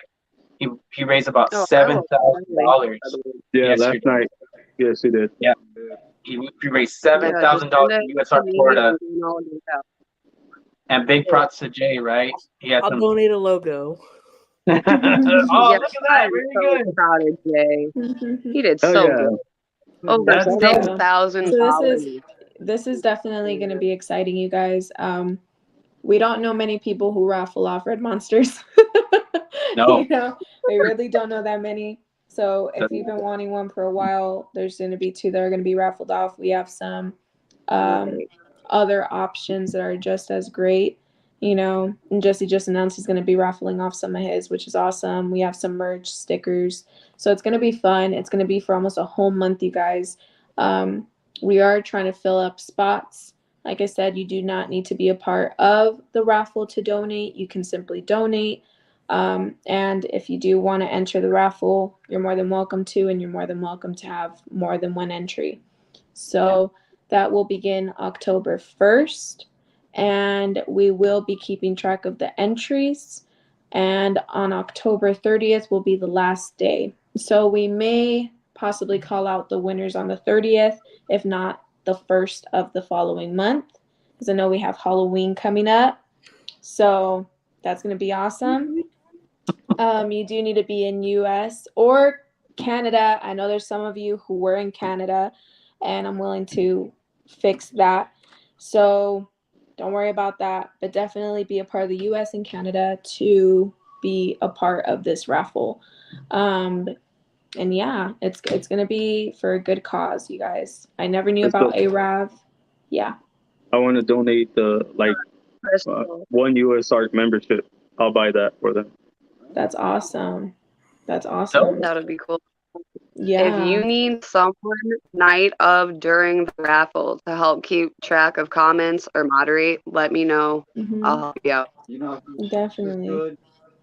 Military morphs. Yeah, if she's got military time, she'd probably be willing to help out with this too. Good. As far as sharing, maybe like a little bit of management. That'd be awesome, you guys. You know, because as far as like us in the Bearded Dragon community, we're trying to put it together. And if there's more breeders, you know, or collectors, hobbyists that want to participate to make it happen, we're totally up for that. You know, it's for a good cause and it's beneficial to all of our reptiles. Out and get the information out and help with whatever you need day of. Like, honestly, like if you need my help, just let me know. I'm available. Thank you. Thank you. I love this cause. Like, this is an amazing cause. Love it. Like, no joke. Like Gordon just said, this is literally why I got into the business, to try to produce better quality veils than what is out there now. Yeah, and you know, and better quality reptiles. Like now we're working with crested. Like it started with just veiled, but now we're branching. Yeah, it's definitely like a passion. I think you have to really love it to be able to stick to it, you know, and just enjoy what these animals do. The whole process of breeding is amazing. You know, just learning it, understanding the, you know, the animals' behaviors, etc. It's beautiful, you know. And when you get it, it's almost like a nice dance, you know. But what comes with that comes responsibility of taking care of babies, raising them, making sure that your dragons are healthy before they go to brumation, make sure that they're ready, you know, to breed. There's so much, you know. So it's kind of like I never knew about ARAV. I'm glad that I found out about them. So now, okay, raise awareness and let's get this fundraiser going because it's going to be fun. It's going to be a great fundraiser and it's for a great cause. But do you got a flyer already for it, Crystal? I'm honestly so glad you brought this up. I want to make it that way everything's ready by the 1st. Okay. So we're putting it out there now. That way people know. Come the 1st, hopefully we get people who want to be participating, you know, who enter the raffle, etc. And, you know, who just want to donate to the cause because it is important. You guys should have some pretty good success. With what you guys are working with, you guys should have no problem. Because I can think of at least 50 people that want just off the top of my head. I was gonna say, me being one of them. Talking about you're just collectors or keepers. You can have logos too. I'm technically not a breeder yet, so. Crystal, you got a comment from Mitzi saying she wants to donate some Tuvia. Definitely. You can totally message me. My Instagram is Crystal Clear Exotics, all one word. You can message me if, you know, some of you want to donate and you guys probably follow Chris, Jesse, others, not me. You can reach out to them. Because I do get a lot of messages. I do. I get a lot of messages. But we are all putting this together, you guys. We're getting multiple communities to get together.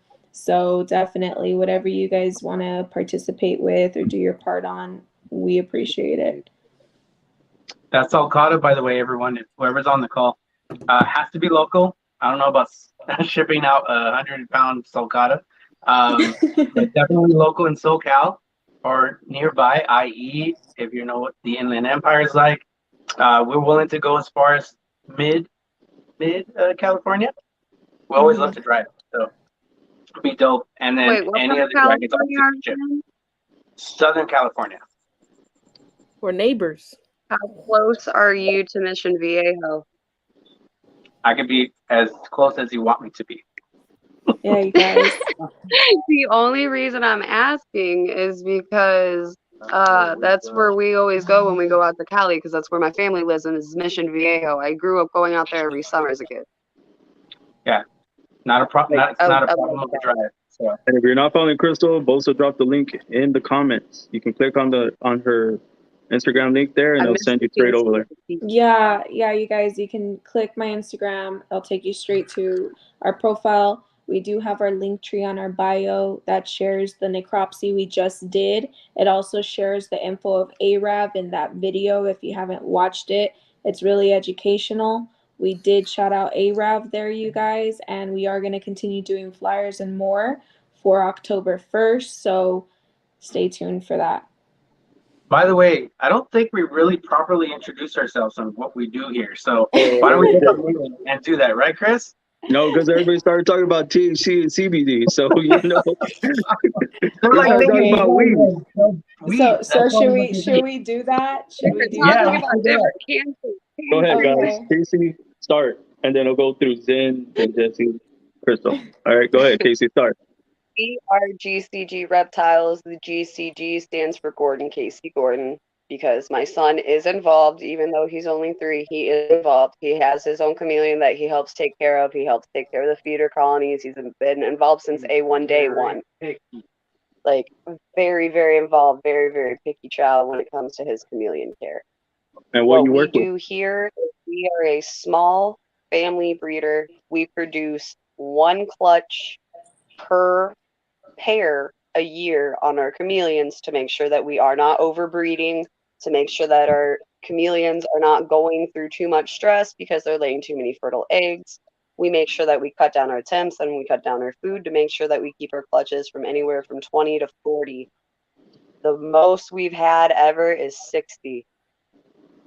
And the lowest we've had is 8 out of an almost 2-year-old female by micromanaging the food.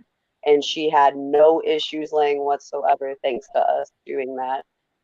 We work on trying to get the proper care for veiled chameleons out there and the proper husbandry for veiled chameleons out there, so we can stop seeing what we're seeing in the community now, where all these veiled chameleons are dying off so quickly and everyone thinks that, you know, they did everything right when they were giving nothing but misinformation, and now they don't want to get a chameleon anymore because they're too hard. Veileds are so easy, it hurts my brain. You don't, depending on where you live, you don't need a basking spot on these guys. If you are using the proper UVB linear bar, you can get the 80 to 85 degrees that is necessary for their basking light and have their ambient temp be 72 to 78 in the house, and they thrive and they get healthy and they get good weight on them. And they don't look like these super skinny bean poles that you see when they're kept at 90, 95 because they're too overactive. And we also now are working on breeding crested geckos. And That's cool. We've been working on breeding isopods for bioactive enclosures, because we preach on how good bioactive is truly for your animal, because the biggest myth is that loose substrate leads to impaction. No, improper husbandry and proper diet leads to impaction. We have a bearded dragon in a bioactive enclosure, have for 2 years. Never had an issue with his feces, never had an issue with compaction, anything. And all of our animals are on bio, except for currently our ball python, because of him recovering from an RI earlier in the year. I just haven't put him back on bio so I can monitor it better. But everything else is bio here. That's awesome. That's really cool. All right. Thank you. I'm Zen. Our name is Aloha Creations because my wife and I are both Hawaiian.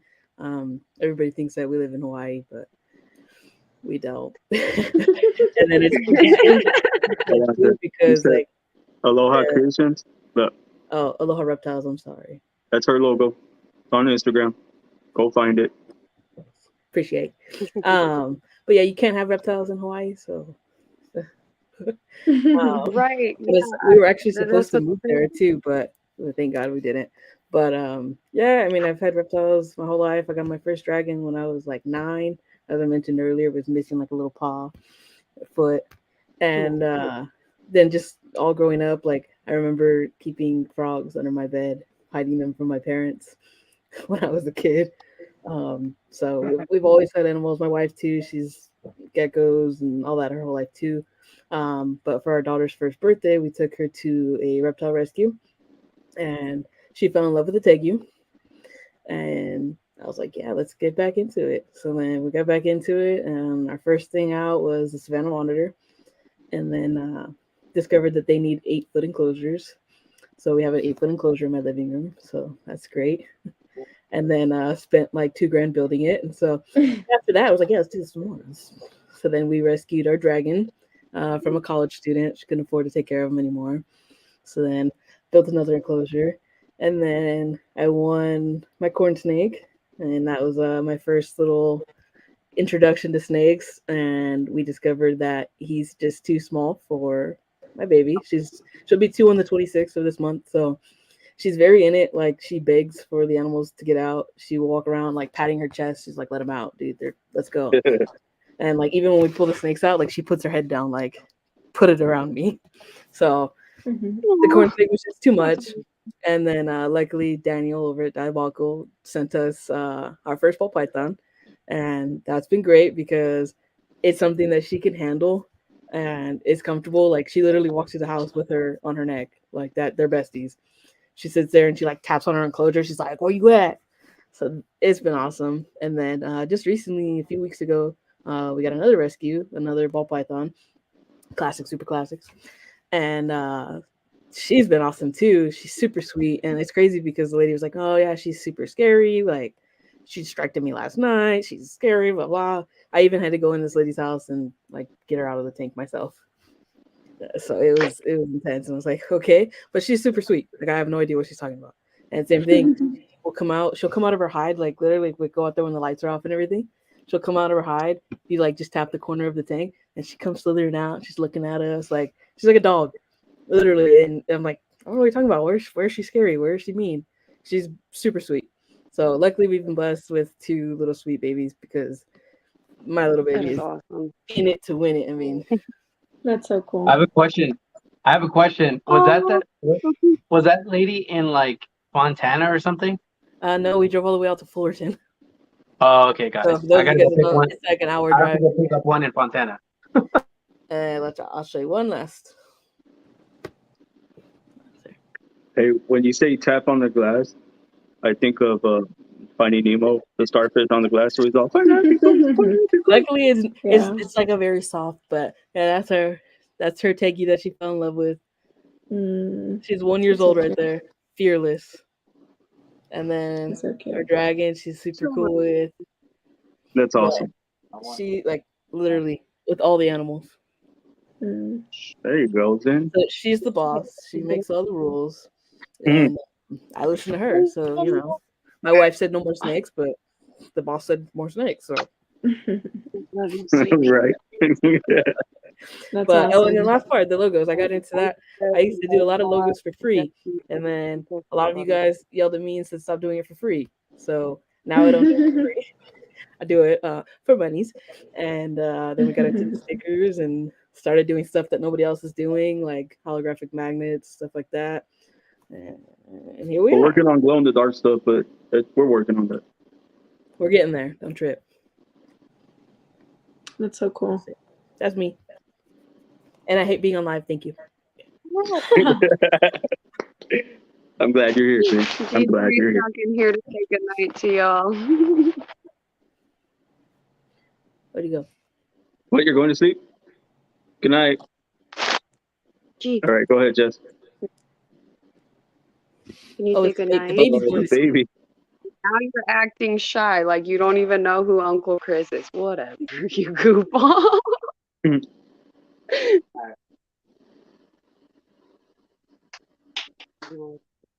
All right, on you, Jess, now. All right. Well, Dada, Jesse, baby Jesse's over there running like crazy with Yoshi at the iguana. Well, as a matter of fact, here you go. Come on. Say hi, everybody. Hi. This is Baby Jesse and Baby Jesse's Reptile World. We are a reptile rescue. We started back in 2020 when pandemic hit. And one of the biggest things that we noticed as we got our first bearded dragon and our iguana was that there was a need. So in Covina, there's a lot of pet stores around here that do sell a lot of animals, and we started to realize they were showing up on OpRep a lot. So we figured what best way we can do or support the community from a knowledge standpoint is to invest in our knowledge and time to research the animal that's on OpRep. What is it that? Why are they giving it away? And things of that nature. So we started this off also because my son is allergic to dogs and cats, so he can't keep a dog and cat. He likes dogs and cats. So what better than to have a reptile? Well, now he doesn't like them. He likes reptiles and dinosaurs. So we started this off. So mom, it's like a family thing. So we've been doing this for almost 3 years now, going on our 4th year. And it's been very beneficial because we met so many beautiful people along the way. Many of them are on this call. So one of the things that we're also getting into is, how do we financially support this, endeavor? Because Dada has a job, but Dada needs to pay regular bills.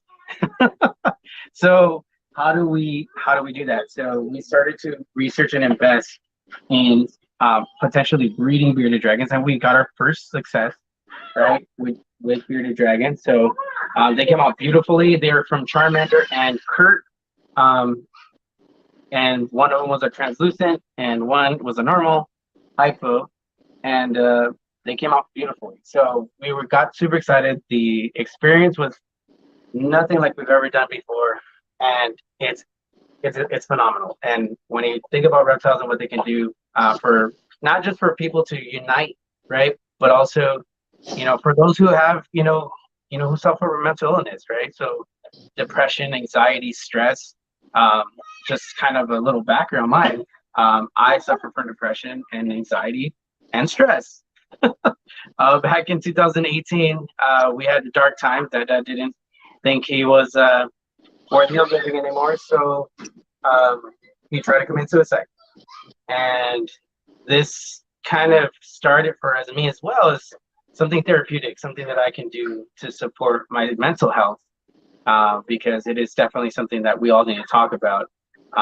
And what better yet than to have animals help us be better people and be strong. Oh yeah, look at that. He's so angry, like, bro, I love that. But that's Baby Jesse's Reptile World. Support us however you can. And back to you, Chris. Hey, no, brother, I'm glad you're still here with us, though. That's Good awesome. talk. I'm glad I met you. Mm-hmm. Crystal didn't do it. Huh? No, she did. She was the first one. Me, I'm just the crazy Okay. flexer and finessing. I'm from San Antonio, Texas, guys. And I just like to flex. No, I'm joking. I breed ball pythons. I breed leopard geckos, crested geckos, bearded dragons, California king snakes, Florida red snakes, milk snakes, hoggies, corn snakes. I mean, a little bit of everything. I got sulcatas. I got 2 now because I got the one from Baby Jesse's Reptile World. And then the other one from, where did I get the other one from? Oh, from John, Super Serpents. But other than that, the lady that makes my logos, she's right here. Then y'all want a logo done, get in contact with her. And I got nothing else to say. Well, Oh, definitely come back and watch this on October 1st. yeah, October 1st, you guys. So a little background story on us. We started, well, my partner is a cancer survivor, and I was diagnosed with kidney disease about a year and a half ago. So during that, things were very difficult, and it was obviously like prime time for a pandemic. And we're like, well, what should we do?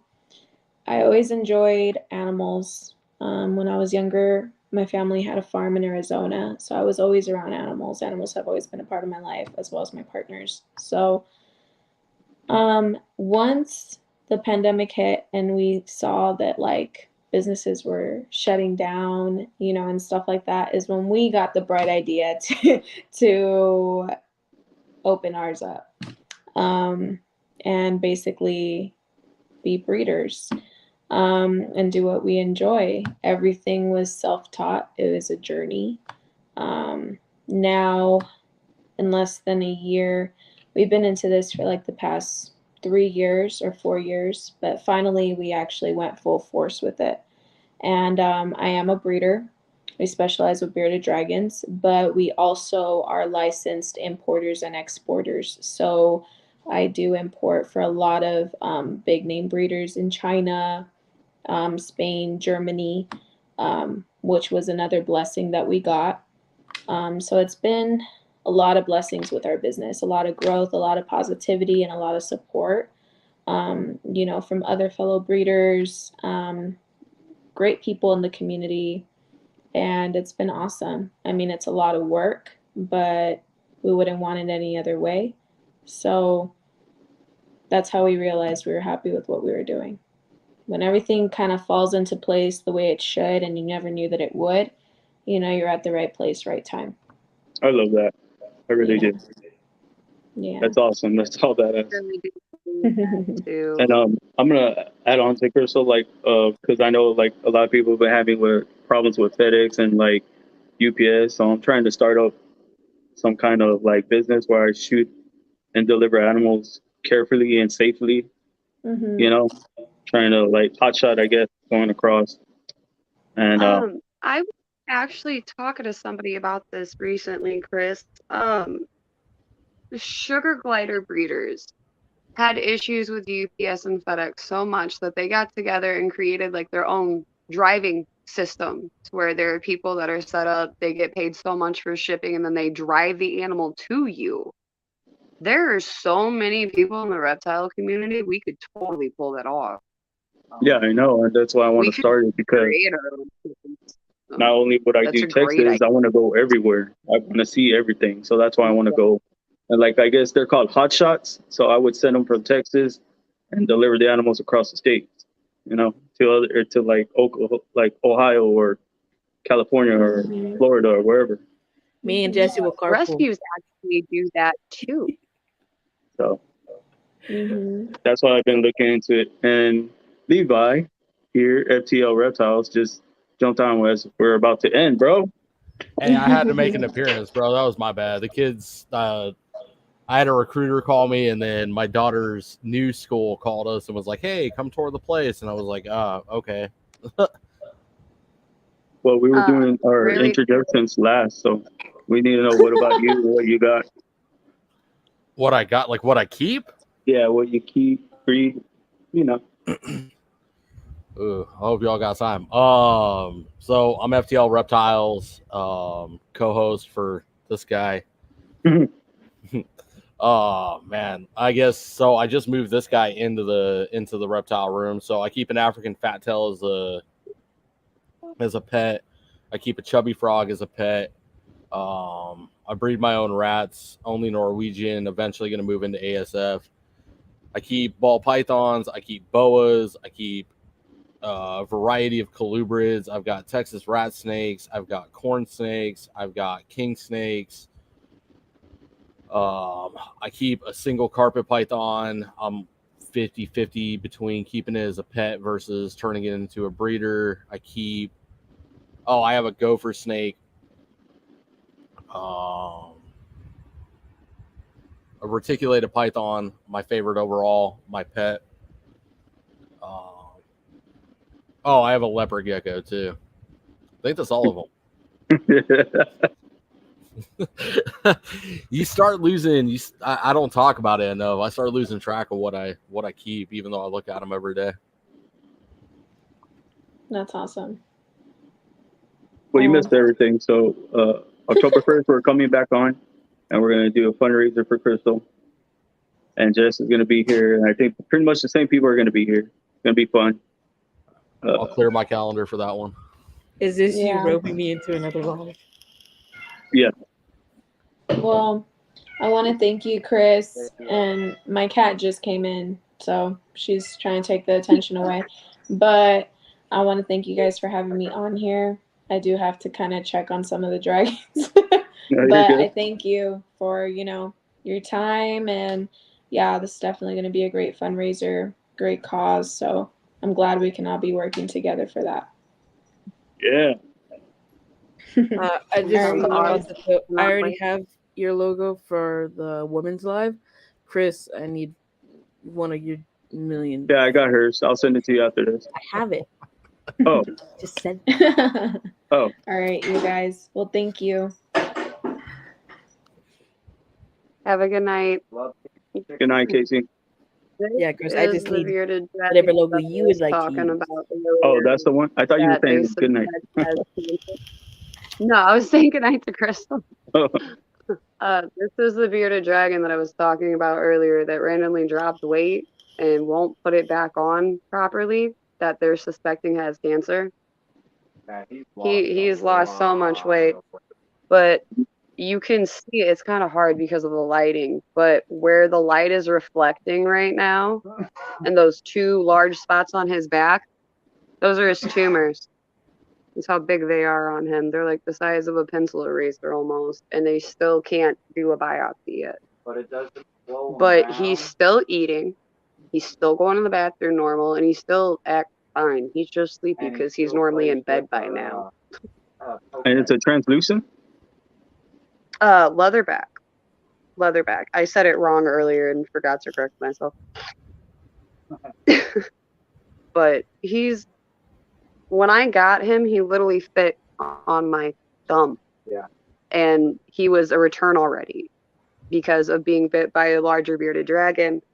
And at first, I thought maybe it was something stuck in his scar tissue until it started popping up with more lumps. Because when I took him to the vet in February, I had only seen 2. The vet pointed out a total of 5. And he's gained 40 grams back, but I can't get him to gain more than 40 grams back. Like, he's at the weight of an almost 1.5-year-old right now, and he's almost 4. And it's because of his health. And they still, if he wasn't so underweight, they would feel comfortable doing the anesthetic to try to get him to not feel it when they remove it, because there's 3 different techniques that they wanted to try to do. Putting him under anesthesia, splicing it open, removing the whole lump itself, or there's a lump directly on his spine right here that is raised higher than the rest of it. They're trying to wait for it to get a little bit more height and take a clipping. Or there's another one right here that's pretty large that they want to try to needle aspirate, but it's still not quite big enough. So I hate to say it, but it's probably going to end up being, we won't find out whether or not it was cancer for sure until he's already passed away, or I've had to make the call to euthanize him, because at the slow rate of these tumors, there's 5, but they've grown so little since February. Like, I don't think he'll be able to get the tumors to size before he's just suffering, and I will decide to put him down, because as soon as he starts slowing down and not eating is when I'm going to make that decision. Right now, his bathroom movements are perfect. He acts perfectly normal. He eats and is hyper. He just isn't gaining weight back. I got a question. Can that have that like that and not gain weight? So do you have anything on the subject, Levi? No, this is like with Bob, because this acts like mast cell, which is where it stays localized, and depending on what kind of mast cell, there's aggressive and non-aggressive. As long as it's staying in one localized spot and not rapidly spreading, it's considered slow. Because I had a dog that had mast cell. And it was on his leg from the age of 6 months to a year and a half. And he was misdiagnosed several times. Had the surgery to remove it, got all of it. And about a year and a half later, he was re-diagnosed. And that time it was aggressive. And within a week, he popped up with 5 rather large tumors. And we had to make the decision to put him to sleep. But from what I know about cancers in animals, I would not be shocked if this is mast cell, and that's why it's so slow. Might not be. But I do know when we do have to make that call, we will be doing the necropsy, and we will probably help with what Crystal is trying to do and donate him for testing. Yeah. Because we've already had to make that call on something before that was a lot harder to do. So making this decision with him isn't even a question. Like, he'll be going to help research cancer. Like That Logan's going too. Yeah. That Logan's on that his wall. investment we're going to get made. Yeah, he's frozen up now, so we're just waiting to get the green light on getting Typhlosion sent to Crystal and be doing some things over there. So it's good stuff. All right, everyone. Well, I'm heading out. These dragons are hungry. As you can tell, he's just looking at me like, bro, like, are we going to eat or what? So be heading out. He's like, "Can you put me back so I can sleep?" Hey, brother. Later, man. Good night, everyone. Well, good night. Thank you for being here. So then you gotta go too, or no? I probably should go cook dinner, but I'll hang out for a little bit Oh, longer. Levi. So that's the logo girl. That's my logo girl. Damn. Hey, nice to meet you. Apparently you're a logo girl too. Yeah, apparently. Let's see, where's that one at? Let's see. I got you. So I just got these in today. Oh, that's so cool. I like that. Right? That is awesome. That's Hold on, cool. put that back up for me, Chris, so I can show it to Gordon because he loves jokers and jesters. Oh, I got it right here. I like what you did with that. You like You know what? spice I it like up. the black background better, but I showed my wife. She's like, "No, you need the blue in there." I'm like, I did. I like that. I like how you did the blue there. the Like black that. straight up is better. I like this Chris, one, can though. you do me a favor? Hold that Joker morph sticker back up. Gordon didn't get to see that.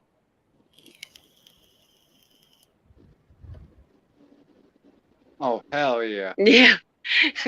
He has jesters on his back, so I had to let him see that. I knew he'd like it.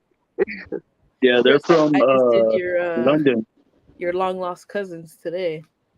Who? Escamilla Morse. Oh yeah. I was like, they're not my cousins, but I mean, I just did theirs. You know? yeah. Oh, you did his logo? Can't see it. There you go. That's I was cracking badass. up. There. That's your cousin. Like, see, No. this is why I want to have you do But one we say for we're us. family because we had to say same last name. I was How wondering that much in do the you last live. charge, man? How much? How much do you charge? Yeah. I'll give you a discount. I'm not I gonna truly say right now, but I'll give you a heavy I meant discount. DM me. I meant DM me because I'm interested, but I do I am different very interested. different price Like, your ranges for artwork, my I love it. peoples, you know. Because think about it. Think how good she could do with the weird look that Sonar and Camo have on those pieds. She'd do something killer with those. Let's do I'd it. love to see what she comes up with. Hey, Aaron's jumping on right now. Oh hell, don't let that guy in. Oh, it's too late. Oh hey, what up, Darren? Damn, kick Levi. Kick Levy. Co-host. I heard Levy was stealing my content. I feel like we should kick him. That's plagiarism. Bro, What content? do you not see he has a logo now? He's got a logo now. What? Man, he's almost a real breeder. No, I'm just kidding. Damn. Shots came in the gut there. Why you gotta be like that? Shots freaking fired, Darian. You know, Ow. one day I aspire to be like Darian. So what? Does that mean that I wasn't a It's gotta real hurt to breeder because suck I that just bad. got my first logo together? You aspire to have this head of hair? There we go. Yeah, I am You actually. need a damn haircut. I do need a haircut, actually. Dude, I don't like my hair this long. Bothers me. It's not even that long. Yeah, I It's like an guarantee inch. you, dying in the heat. It's Long it's hair hot. does not work in Arizona. You know what's nuts is so we went up north and we went up towards Flagstaff, and it is considerably cooler up there than it is down here. Like down here was like a brisk, I don't know, 110.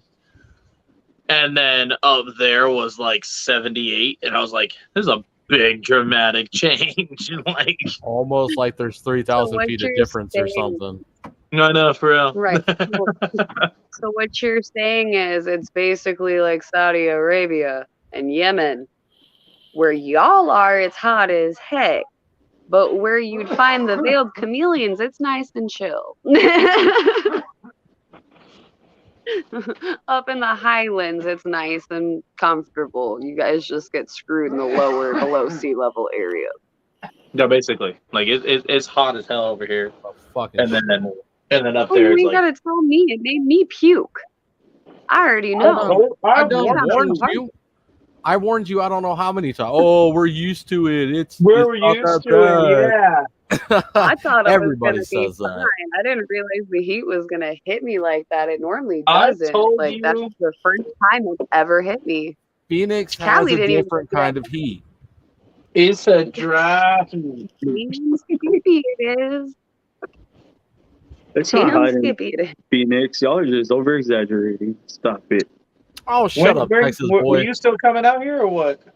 Yeah, I still Hold got on. to. Over exaggerated my booty. That was hot. Don't y'all got a winter to prepare for? Just in case your power goes out again? Yeah, I need to come back down there and get away Talk from about it. a low blow. Talk Right? about it. Bro, my powers never went out. My power has never went out. I don't know what you're talking about. Oh, like you right now, Levi. The heck with That's it. Then I need another flyer that says no co-host.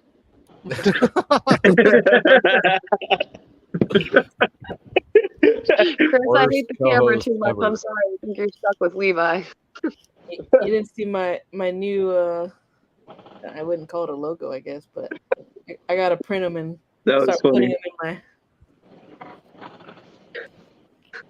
in my. Fuck them. Yeah. That's What do I bad. always say? Fuck them. You do. I love it. Fuck them. Man, I need a sticker of it and I need to put it on the truck. Hell yeah. Right. Fuck them. Everybody. Well, Anytime anybody is has that a drama, new fuck 'em. is that a new Aloha sticker? Yeah, I gotta print it. It's been a Yeah, while. that's badass. I got Quentin's logos gotta be printed. But I had to order some new mats and we'll get there. Levy, I meant to call you earlier, bro. About You I need to had make it in had person, though. Fish and Game show up here, bro. no, you didn't. I Oop. did. So somebody was told Fish and Game that I had like 60 rattlesnakes, and I'm like, bruh, I got babies that were captive born, but there ain't no 60 of them. So they wanted to come and look, and so I was like, all right, like I'll bring you to the reptile room. Like I ain't got nothing to hide here. So I brought them in the reptile room. They looked, and they were like, oh, well, you know, you should probably put them in a little bit bigger cages. I was like, yeah, I'm waiting for them to ship in because I ordered them wholesale. So I'm waiting for them to ship in. And dude was like, all right, well, everything looks on the up and up. And I was like, okay, so I'm going to ask you this. How long do I have to get rid of these babies? He's like, well, we're coming up to winter in Arizona. He's like, so you have a year to get rid of them. It's like, okay, so that's when they'll count against my hunting license. And he said, yeah. And I asked him, I was like, okay, so who called stating that I had that many? And the dude wouldn't tell me, but I want to look into it. But he won't tell me who reported me. It was nuts, dude. It was dumb, dude. Both sides I subscribe. was like, dude, like I feel like that's a crime. That's a false report right there. That is a And they're false like, report. It is a You gotta get- crime. But That's good luck that's not getting them to that's get not off their lying. asses to I saw them. Where'd you hide them? right, dude. I brought him over here, Where'd and you put all your 50 baby little rattlesnakes? Where'd you put them under the they're house? right here. I showed him, dude. I showed him the babies. He's all, like, there's tons of them. I showed him the babies. He was like, "Oh, that's cool." And I was like, "Yeah." And I was like, I collected 2 females, and they just happened to have babies. And I was like, "Now I've got the parents, and I've got the babies." And he was like, "Oh, well," he's like, "You have up into a year to get rid of those before it counts against your hunting license." And I was like, "Oh, okay." He's like, "So after a year, if you still have all these babies, it'll be a fine." I was like, "Ah, cool." Fuck them. Well, Fuck, dude. send one to me, and then send one to Zen, and then spread them out. Everybody's trying to get me to ship them out, dude. I'm like, I can't. Why? You can't ship venomous? No, you you can't can't. export. Buy You state- can't hold on, import hold or on. export There we go. venomous or native species. Me in nor Arizona. Darian import or export local species. I just said that. You I know. stupid bald-headed son of a. I'm just kidding. Damn. You did not make it explicitly clear that we do not do this. I just said it. You cannot ship native species, import or export. I literally said that. And then you said, "Ignore Darian. Been shipping longer than you've been in the hobby, my boy." Are we twinning right now? Darian, What? can you do me a favor and back No. me on something? Because I know that you and I keep the same I way. got a red one back there falling apart too. Isn't it better to keep a basking spot on veileds at 80 to 85 and the ambient 72 to 78 so they don't lose too much weight and overwork themselves? Yeah, I mean, well, as long as you got a big cage, they have multiple choices of level to go up from bottom to top. So, Yep. I mean, depends on what wattage of bulb you're using. You either, you know, of course, each wattage goes to different levels. Right. Depending on where you live, you don't need a heat lamp to achieve 80 to 85. Just depends on where you live, though. Yeah, that's more But of what your I was trying to get at ambient. is don't keep them at 90 to 95 like most care sheets suggest. No, because then it dries them out too much, and then on top of that, you run into over, like, if especially for females that are in Oversearching. production, or the metabolism will go into overdrive. So if a female has her babies or lays her eggs, which is normally a considerable amount of eggs, that's going to be a huge exhaustion of energy right there and body weight. You have that temperature up there, that's just going to put it 10 times worse. And then if she doesn't bounce back quick enough, she's going to die. Exactly. Chris, Chris, what the fuck are you doing? I have no idea, bro. I was fucking. Chris is just. He I'll calls do it whatever. supercharging the cams when they're kept at too high of a heat is what he What? calls it. Supercharging, like it supercharges them, it gives them too much energy and they overexert themselves like you were talking about, but he calls it supercharge. Who calls it that? Bill Strand, Chameleon Academy.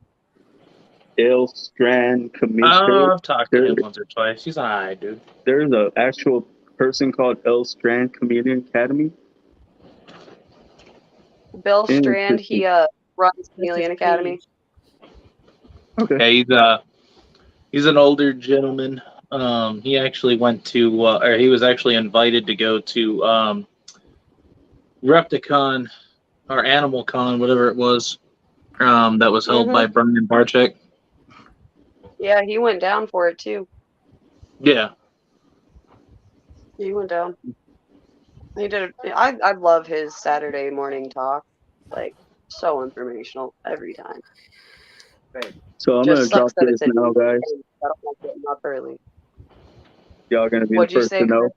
Chris? I said I'm gonna drop some info right now because y'all gonna be the first to know. This Saturday we got a new live going down Saturday night. It's called Balls Deep, and it's gonna be me, Emilio, and Wamo and Bosa this Saturday. Nice. It'll be on YouTube as well. But it's right there. Look, there's the flyer. Nice. So you're gonna be doing live Saturday and Sunday?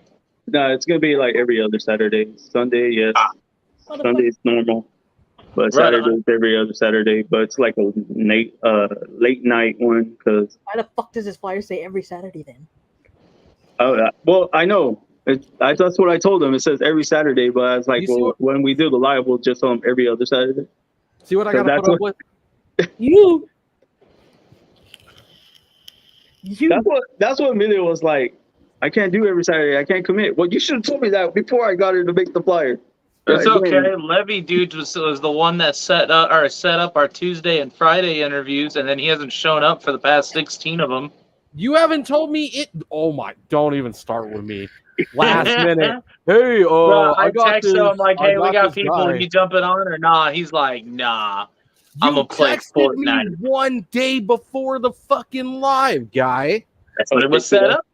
I'm just gonna go into my day job and be like, yo, boss man, I gotta leave early because I got this last minute live with this guy that doesn't pay my bills, but I'm gonna prioritize that over you. Is that okay? That's what I'm saying, dude. Oh, I won't have a job. Okay, cool. I got you.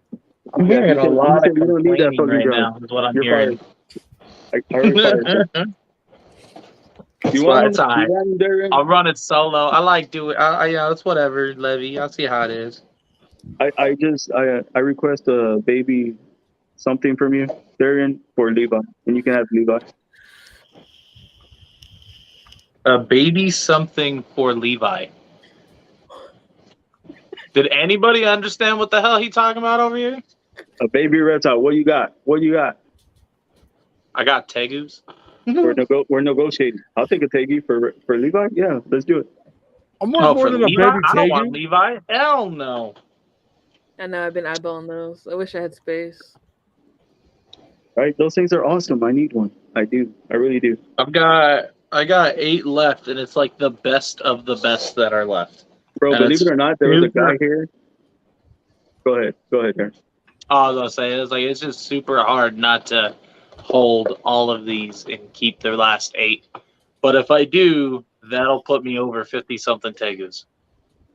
Hey, you guys, you think we should start a different life? Well, I'll just keep this one going. I'm gonna go cook dinner. All right, then. Later. I'm making dinner tonight, and it's a little late, so I'm gonna get yelled at. What time is it there? 8:20. Oh, that's not late. That's actually. Where are you at? Kind of late for dinner. It's 10, like 10. 20 here. I have a toddler. Oh yeah, my kids are already in bed. See, they'll get up though. I'm sure they'll get up. She's like teething, and then like she was sick last week. It's been jacked up. Like this morning, she had her speech therapy, and it's like virtual, and she fucking headbutted me so hard. I was sitting there in the background crying and shit. Later, Mitzi. And then like that fucked up her the rest of the day. So. Yo, did you guys hear what's going on with Justin? Yeah, we just sent prayers. But ICU, yeah. Justin. Nice. Justin, my animal house. All right, Chris. No, I haven't heard anything about what happened. His tooth turned necrotic, and it basically got into his bloodstream and stuff. Now, this is secondhand information that I got from Benji, but Benji said that it's not looking good. That he's in a coma, and that he's got a 50-50 chance right now. How old is he? I have no idea. I couldn't even speculate. I know he's in like 40s, 50s, I think. I think he's like 40 something, almost 50, around that area. I He's think so septic. because of the age of his kids. Yeah, Right, he's that's can't why take he's my been in ICU since Thursday. you can't take my signature. Man, I am praying That for one? him. Sepsis Yeah, is that's no me. joke. Send me your logo. Sepsis almost killed Gordon's Send me which mom one. like 6 years ago. No joke. All right. Later, guys. Later, man. Hey, Later. Later. But my phone service is going to crap, which is why I poofed. So I came back to say good You night. Good night, Casey. Night, Casey. You all have a Night. good night. Keep doing what y'all do and being positive for the community. Y'all are awesome. Have a good night. You too, Case. yeah, be Better positive. later. Quit bullying me, Chris. Who's bullying you? You trying to Darian trade me, bullying you. You bully. trying to Bro, trade how do me you for like it? I can Obsidian. do it on YouTube, but you can't do it. You do it on Fortnite. What the hell? What's the difference? One's live, one's not. You bully. I'm like, It's- what's the difference? It don't matter. It's not my fault you're trash, bro. Bro, he's calling me trash, and I did Damn. a victory royale, like royale with 20 kills. Come on, 20 kills solo. That is badass. It's a bot lobby. Get out of here. Shut up, you hater. He said bot Bobby. So Levi was like, "Why don't you ever do it without your hat? Because you look sexy." So When did I say that? I There you said go. it needs to be I bet snakes he in the did. bald I man. bet he did. you like that? You like that, Levi? He's all where the OnlyFans subscriptions at. Bro, Drop the link. I'll buff my head if we do I snakes just in the buff it bald up. man. Bro, we gotta do some more like late night lives and shit. Ah, yes. Dude, I've been going to sleep super early, and then now I'm like too, dude. way off my schedule. Bro, last night I jumped on and I jumped off. Right? How many games you played? 2, right? Yeah, something like that. Right. And right after that, my controller died, dude, so I couldn't play. It was trash. Damn. Both of them were dead. I leave mine on what is it? Rest mode, and then I keep the controller plugged into the PS4 because then it runs on like bare minimum power. But it'll charge your controller, and then if there's any game updates or system updates, it'll do that update while you're away. Facts. That's what I do. I put it on rest mode. Well, then you failed because you didn't plug in your controller. No. Not only are you bad at Fortnite, but you're bad at technology now too. Congratulations. So you know. Look, He's and Fry said he plays Fortnite, but yet has yet to play Fortnite with us. Oh, no, what? He totally told me to add him. Well, we did. He added us like 5 days ago. That's Darian. What's Darian? What'd I do? Nothing. I'll show you later. I sent it to the group chat. This fucking guy. Hey, watch your profanity, sir. I know, sir. We're trying to be professional. Yeah, I don't know who the fuck you think you are. Yeah, bitch. After you say, watch your fucking mouth. Fucking fail. Dude, I really do want one of them, but damn. And they're super chill too. Like that's the thing, is they are really, really chill. No, we want you to play. We want to see how you do. So we can say, oh, you're trash or you're not trash. Look. That one, where is he? There he is. Hey guys, He's rattling. I'm gonna get some water real quick. I'm thirsty. Unacceptable. All right, time to flash everybody. No, I'm just kidding. You've been flagged. We've been flagged. Look at him. He's just a little baby. He's flapping his tail like nuts. Taken right after mama. Yeah, definitely. Because that is probably one of Karen's kids. Freaking Karen.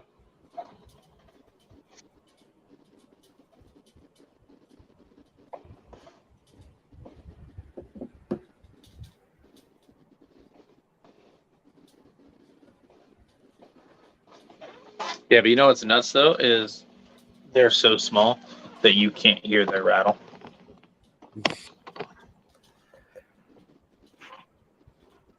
What are you gonna do with all those damn rattlesnakes?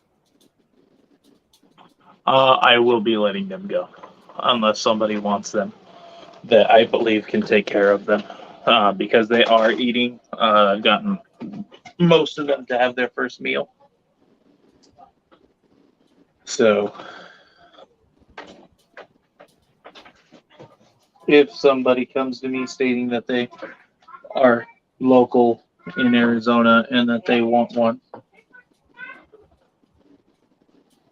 hold on.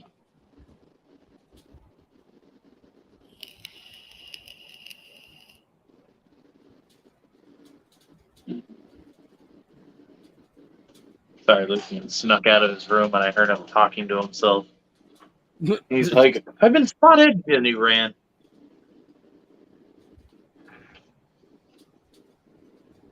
But no, yeah. If anybody in Arizona hits me up wanting a baby and that they have their hunting license and can prove to me that they know what they're doing, then I'm more than cool with letting them take one. Hey, so I'm gonna make you the first OnlyFans YouTube channel. I'm pretty sure that's already been I done. feel like that. I feel like that's been done, but I ain't gonna say nothing. I don't want to ruin your dreams right now. What? You want to be on my OnlyFans? Go ahead, Darren. Take your shirt off. Let's see. Dude, I think I'm the only person that has not taken his shirt off on live. Bro, I've taken my shirt off. I've taken my pants off. Called other men in saunas and all while you're all baby oiled up. Yeah, well, I was at the gym. What do you want me to do? I had an idea and I had to share it. Baby oil. Bro, Yeah, you Mitch freaking see weirdo. me. But too bad she's not here to say she has. Yeah. I don't know if you can solo me out. Oh, yeah, hold up, brother.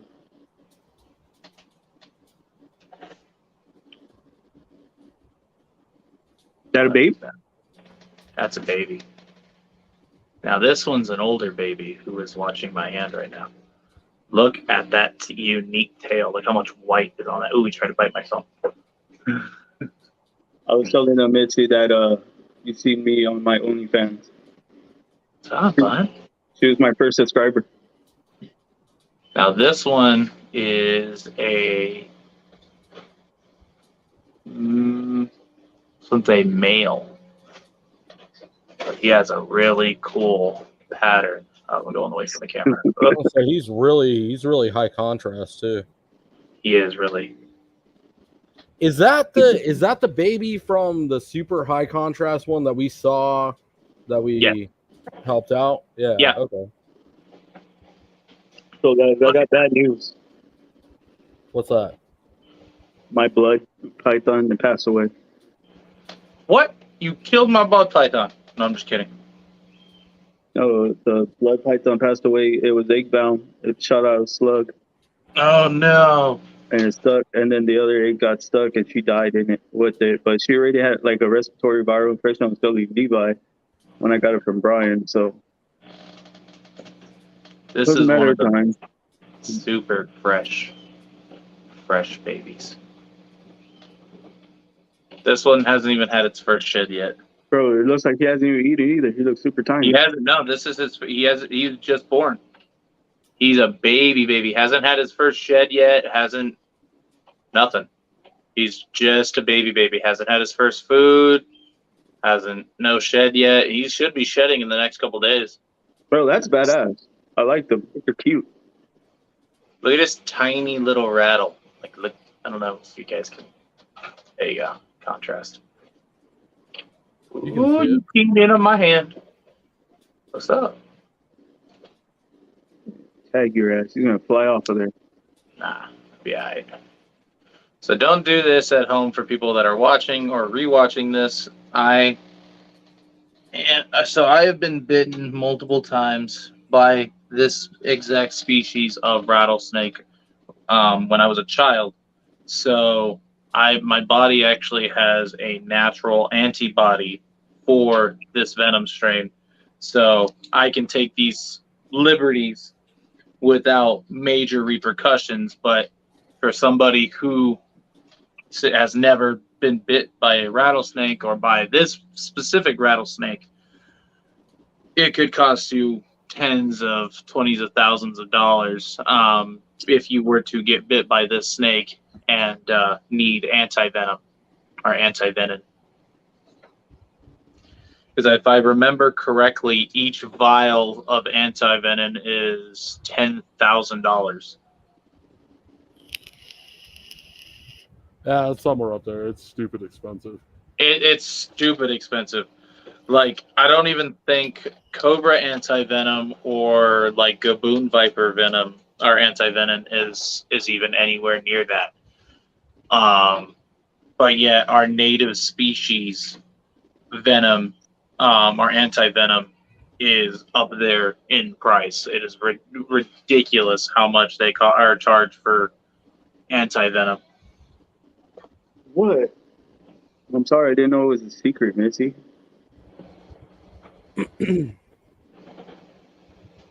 So at United Nations Healthcare, for a typical initial dose of 4 to 6 vials, the total charge for the anti-venom treatment can range from $76,000 to $115,000.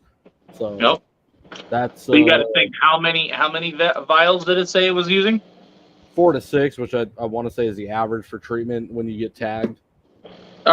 It depends on how much venom you get in your body. So if you were to just get a quick bite and go, and you got like a bare minimum amount, then you'd get like 1 or 2 vials. Now, if you got a good bite because you royally pissed this thing off, you're looking at 4 to 6. And if you got bit and this thing literally latched on and dripped every ounce of venom it had in its pits into you, then you're looking at about 6+. Damn. I've heard of one dude. So he was really pissing off this snake. He was trying to tail it. And for those that don't know what tailing a snake is, it's basically just holding onto the tail while also having your hook on him. I'd show you, but it's not wise to do that with a very flimsy hook with a baby, because this is an aluminum hook. But tailing them is one way to do it. Most venomous keepers do that, but most venomous keepers that do that are a lot smarter and know what they're doing, as to where this guy just saw some videos, thought he could do it, and kept dropping the snake. And apparently when it latched on, this Atrox literally latched on when it whipped around and bit him in his forearm and literally drained all the venom that it had in its head or in its pits, and literally drained it into his arm. And so he had to get, if I remember correctly, was 15 vials, because he was also having an allergic reaction to the venom itself. Damn. So he got double screwed by the venom and having an allergic reaction to the venom. That's horrible, bro. That's why I tell people, like, I get messages daily. Hey, that venomous snake is awesome. I really want one. Do you recommend, or you think I have enough experience to do it? I don't believe, I would be a judge of how much experience you have, because, I don't know you. I don't know how you handle your animals. I don't know what you do on a daily type thing, But my recommendation is no. To anybody that asked me to get a venomous snake, I mean, you can ask Levi. Levi almost got a venomous snake. He got permission from his wife and everything. Yeah, no, that's I'll keep my colubras with attitude. That'll be my thrill. And the key thing that got him to change his mind is I told him there is no reward. That's what I was going to say. Playing with venomous. You can't breed and resell them in Arizona. You can't do any of that. It's more, you're doing this because you love to work with venomous. Yeah, And mine was more of it would take time away from the other animals. well, that, and then you got your little girl. That he's always yelling at when we're playing games. That's because she pushes her luck and needs a karate chop in the neck. No. I was gonna say he's seen the Spitfire attitude that little shit has. Dude, she goes from like super sweet and innocent to like, I will eat your soul. She goes from like My Little Pony to Chucky. And That's Yeah. like cuteness, No though. problem. That's cuteness. She kind of reminds me of her dad. No. I was like, she can do that. She's a little princess. you don't have girls, do you, Chris? I have my daughter. She's 21.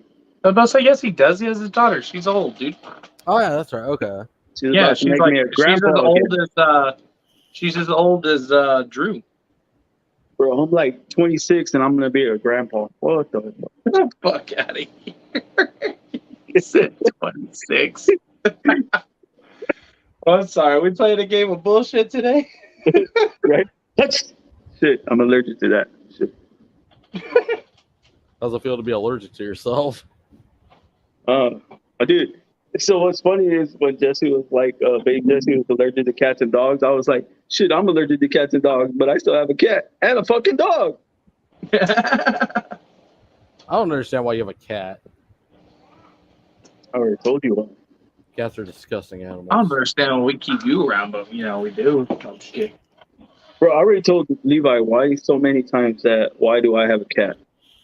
I'm not gonna say it on here because it's private, but Yo, you guys want to see something cool? Look at this unique pattern on this sulcata hatchling. oh, bro, you chiseled that? You made that yourself out of wood? Oh, that's He said- pretty cool. Right? He's got like a racing stripe, dude. I'm gonna call him Turbo. Bro, that's badass though. If that's real. That is. Like It's here, a I'll show little you. turtle. Oh, Yeah, that's it's a fake sulcata to me, tortoise. bro. It's real, dude. It's a sulcata tortoise. So I'm gonna show you. So this is how a normal sulcata tortoise looks like. I don't know if Chris wants to solo me out or not. Oh, hold up, bro. My bad. So this is what a normal sulcata tortoise shell looks like. And then this one just got a really unique pattern going through his back, Oh yeah. which I thought was really cool. And then that's not the only one that's got one. This one right here, where did he go? Lucian, what's up, buddy? What's up, buddy? This one right here has a really unique set of scoots down there in the back. You want to hold it? Here you go. Sounds like my boy. Oh shit. What the hell just happened? Oh, my bad. Oh, what'd you do? You kicked me out of the line. Wow. I was asking. I was like, Damn, he threw me backstage. I ain't Eric. bro. I was like, shit. What happened? I thought I kicked you or something. I was like, Hi, oh, Lucian. I like his name. That's Uncle Chris, and then that's Levy. And what is that? That's Levy, and that's Uncle Chris. What is his name? Levy. And what is? Levy. And what else?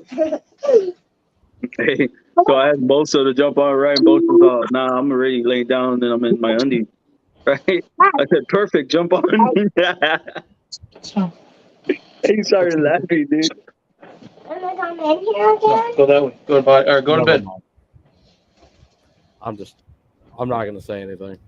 What you gotta say? Nothing. Say it. Say it. Say it, bruh. Anyways, Darren, what are you doing with that sulcata with the racing stripe? You gonna hold it back? Nah, he's for sale. Nah, he for sale. If I'm gonna sell him, then you know they gotta name him Turbo. But if I don't sell him, I'm gonna keep him name him Turbo. What's up, Solo? Look at this. Look what Bosa said. Pay-per-view. What's up, Solo? What's the idea behind OnlyFans? Oh, Solo, I appreciate your Hey, comment Hutch, you earlier want to on jump my on, Hutch? post. Man, we just bullshitting now, but do you want to jump on? I'll send you a link. If not, cool.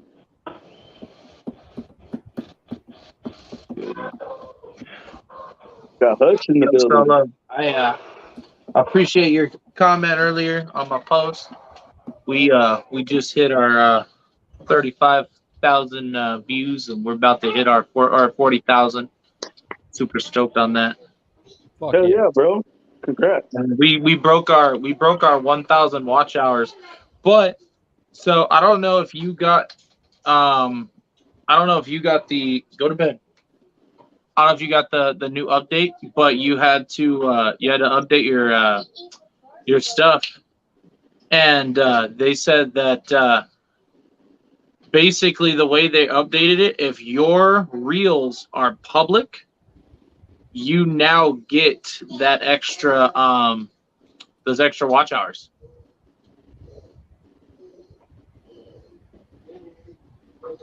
Because that's the only thing I've been posting for the past couple of days was reels, and I broke my 1,000 watch hours. Fuck yeah. Bro, I know you told me to watch that, but yeah, I'm watching that watch hour stuff.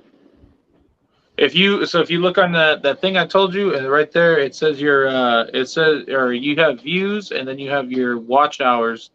If you click your watch hours, and then you hit 365, which we've only been doing this for a little bit, so it's just always good to click the 365 because that's what it counts against is how many watch hours you get in 365 days, and then how many you need to hit 1K subscribers and 4,000 watch hours to be able to be monetized.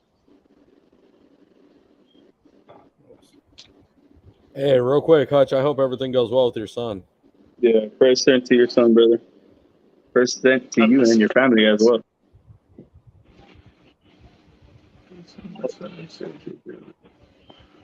I hope everything's all right, bro. I just saw that comment now.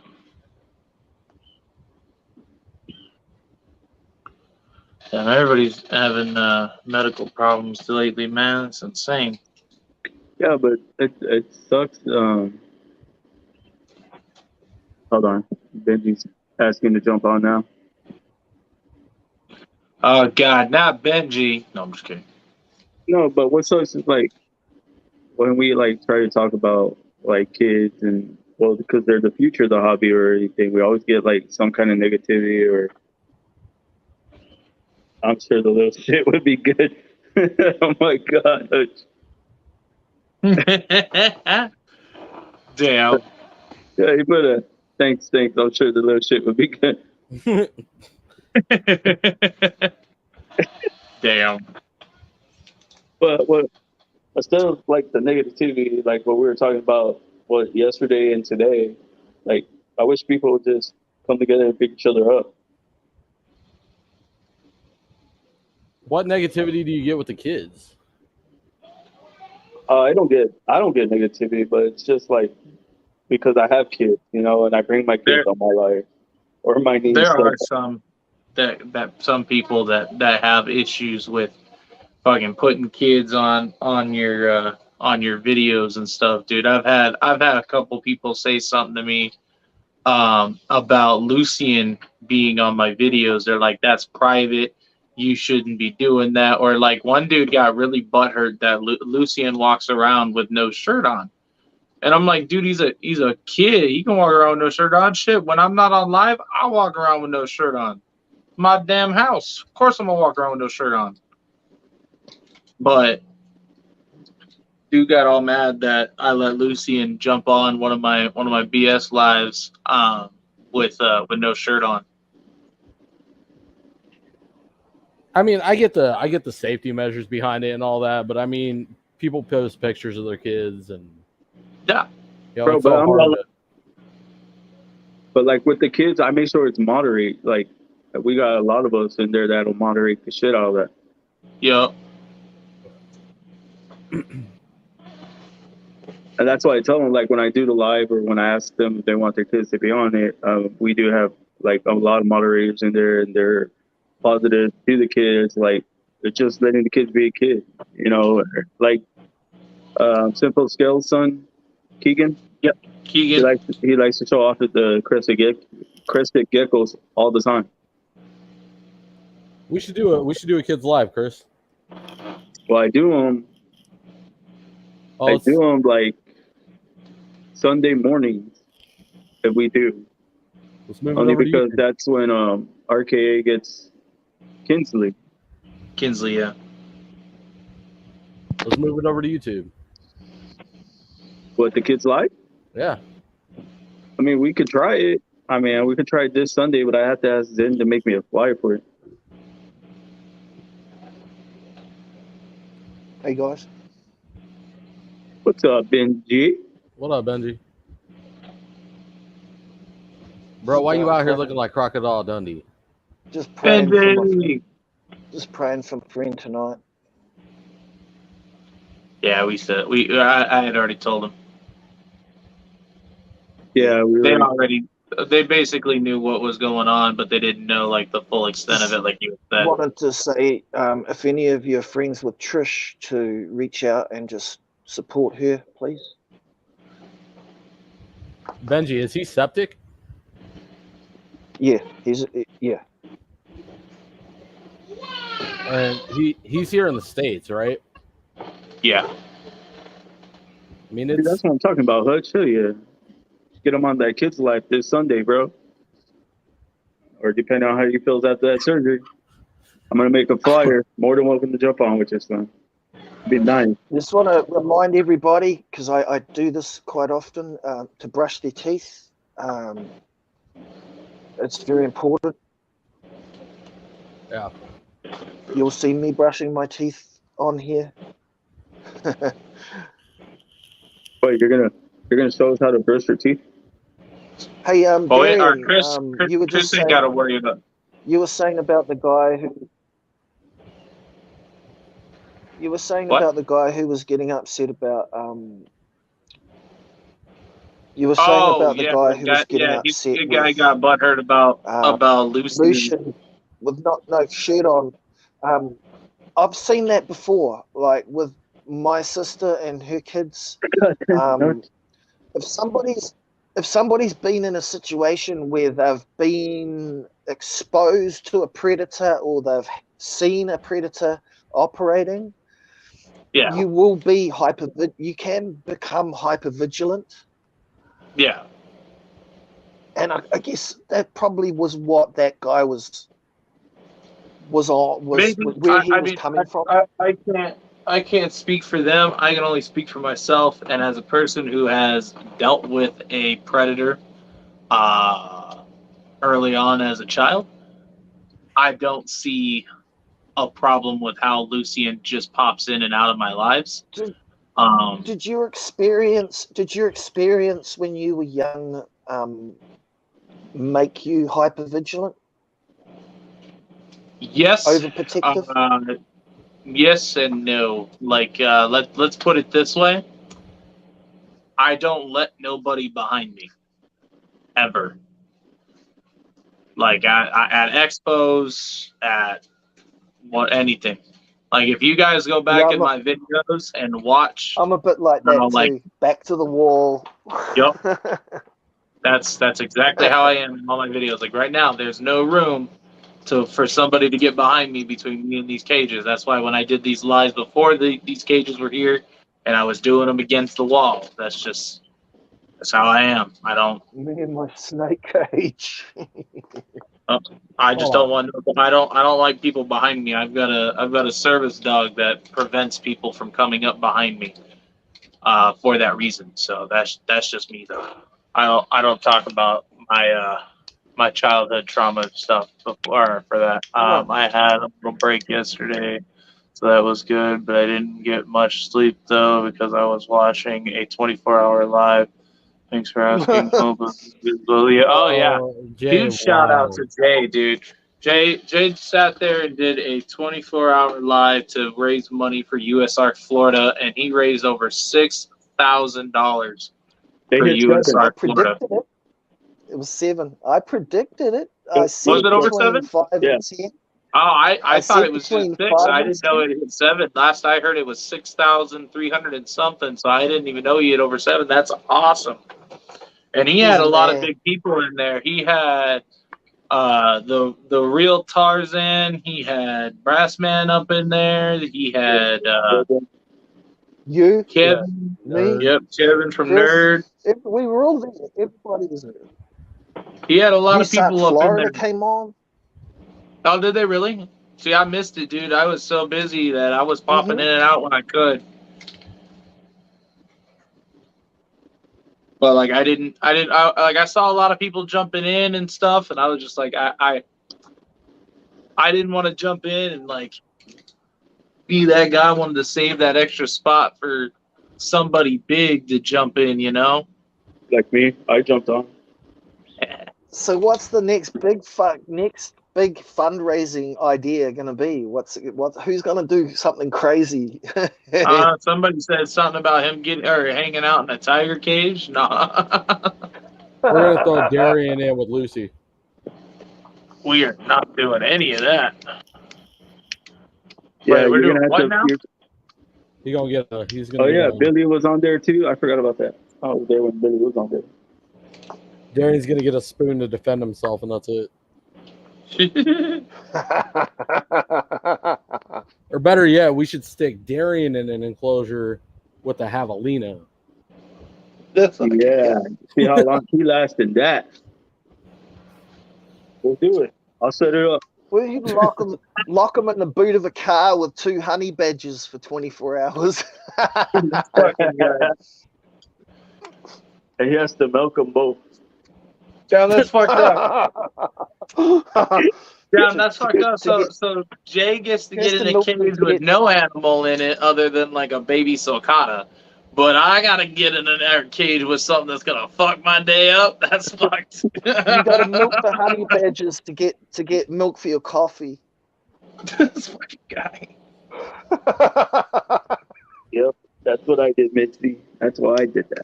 Jumped on there because look, Darren, that's for you from Mitzi.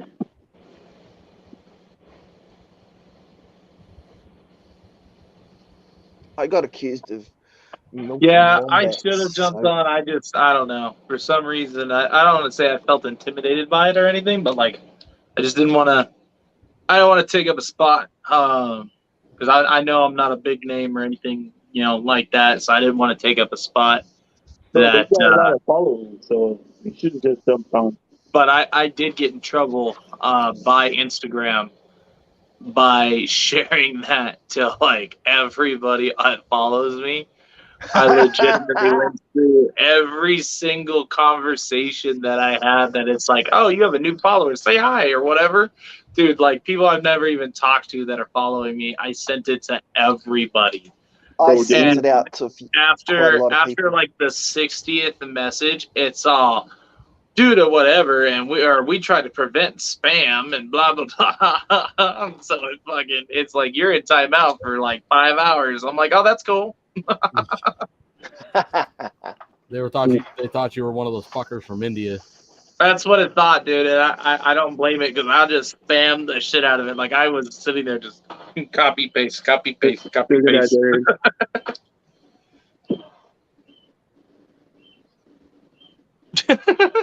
Then look what Solo said. I would pay to see you do that, Hutch.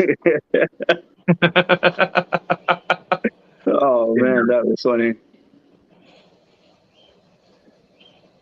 Man, I reached out to Chris and I was like, dude, do you want to do something for my dog? I was like, do you want to do something for Justin? Let me know. I mean, I'm there for you, bro. Like I sent him a big little message. Just going live today has given people a place to go and hang out, man. That would usually be at the show. So thanks, Chris. Oh, bro. Appreciate it. Well, we were man. gonna do another one tomorrow, but I mean, I was gonna do another one, but it got moved to Saturday, so I'll be on tomorrow. Yeah, man. I got to talk to the person we had scheduled interviewed. He said he was up in the air, that he might have to reschedule. So I might just do like, I told him if he reschedules, we might just do a bullshit live. Do a hangout, man. Yeah, that's what I'm Or saying. you can That's interview me. You can interview me. what Reptile YouTube, Benji. He has the giant crickets, remember? I keep giant a Yeah, the giant Beretta Weta 92. and the I've got a giant Gills. Beretta 92 and a Walther PPQ. That's got to be the next live challenge. We're gonna lock How much Darian in am a I cage paying? full of Wetas. Oh, yeah. Hell no. Yeah. Hell no. Benji, I need some Weta. Send them my way, please. Nope. I want in on this. Actually, Hell no. my friend Whatever does Chris buys, I'll firewood. match it. Right? My friend Lock has his a ass in that firewood cage. business. I'll ask him to catch me some Wetas. Because they live in the biggest firewood. one. And they got to be the biggest ones you got, Benji. And then ship I'm them. not I'll sure pay if you they're- to ship them to I'm Darren's not house. sure if they're legal to ship. And No, even if you- I you do gotta ship ship them, I'm not sure. You got to ship them to me survive. so I can take them over there. If you ship them to him, he's just gonna get rid of them. I don't think they're illegal to ship. They're, Hey, they're no, not no, protected. I'll do it live whenever y'all guys just need to ask me. Got no problem. But Saturday and Sundays are booked, so that's like our show. So Sunday night's our show at 7:30. Saturday night we got the other Balls Deep. Saturday night at 9:00 now. Dude, this is nuts. This one has literally barely any white on its tail. Y'all can catch Darian Did live you on say balls Tuesdays. deep? Get out. Hey, you can catch Hey, Darren, you go live Go only on to Tuesday bed. or when?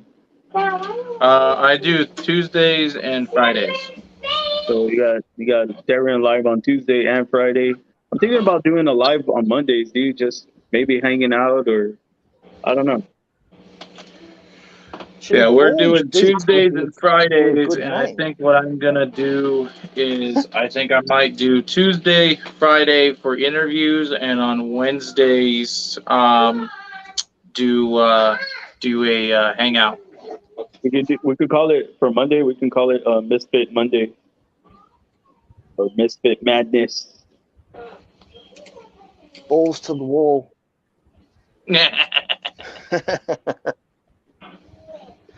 See, my Balls thing, deep, I was like, I and can't do no balls balls to the wall type thing because I don't have a ton of ball pythons anymore. I'm not big into ball pythons. I've got everything else now, but ball That was a pythons. fun name, mate. But he's not Balls even to a the breeder. wall reptiles. Ooh. Yes. Get a cookie, He's go to not a bed. breeder. Darren. Who? I should make up some They names. said you're not a and breeder, sell them. Darren. No, Oh, I'm not a breeder? I'll just head out then. joking, bro. Joking. What's going on with his tail? Why is it white? So they have What's up with black his and white tail? banding. So this it's is beautiful. Crotalus atrox, also known as the Western Oh, what the Diamondback. fuck? Yeah, okay. And he's just big chilling right now. I thought that was Quentin's bag handling those things. All right, boys, I got to get up off here. My wife's yelling at me in text messages. So I'll see you on Fortnite because I know Okay. that's where you're going. That's exactly where he's going. you actually probably won't catch me on Fortnite tonight. But if I get on, I'll let you know. Catch me outside. How about that? No, I'm just kidding. Yeah, what Darian said. Catch me outside, bitch. We'll see you Sunday. I hope Cool, she's man. watching. Good to see you, Levi. You too, So- Benji. Take care. Later, bro. What Later, bro. Fortnite? Yeah, man, it's good to see you. What console are you using, Chris? You and Levi? Is it PS5? PS4. PS4. The only system PS4? real men play is PS4. So if I had a PS5, would I be able to join on your game, or Yeah, it's PlayStation. Yeah. do I need Yeah. Well, okay. So So no. So I don't need Fortnite is a PS4? Fortnite has multiple like platforms all can play on one game. What is that? Who did the Oh, Yeah, that's fair. fundraiser live for Florida USR? That was Jay's Reptile. would I be able to Check out the- join on an There, look what Hutch said. Xbox? Darren, Real men can you join game on Fortnite on an PC. Xbox? He ain't lying though. Yeah. Yeah, you can play it. So Fortnite is free to download on Xbox, PlayStation, on every game. You can play it on whatever, and then you can jump on with us. Yeah, you got an Xbox or what, So- Benji? Really? Yeah, you got Xbox. Yeah, I got an Xbox. Oh, you got an I Xbox. just didn't think I would be able to. I So- have Xbox Live. Yeah, I have Xbox Live. So, you know what I that just means, need right, to Benji? be taught how to use it. I've never played. We'll go download Fortnite right now. We'll teach you how You to want play. to shoot me? Yeah, I'll shoot you. Yeah, I guess I could. I don't think there's any reason why I couldn't. Yeah, we'll shoot you. Me and Darren would definitely You have to shoot you. catch me first. That's easy. You have to catch me with my trousers down. You have to catch me with my pants down, asleep in a ditch. I mean, somebody probably has because you have an Xbox. That's I've what never that played means. Fortnite, so you're probably He wasting said if you have an about 5 Xbox, that's what seconds. that means.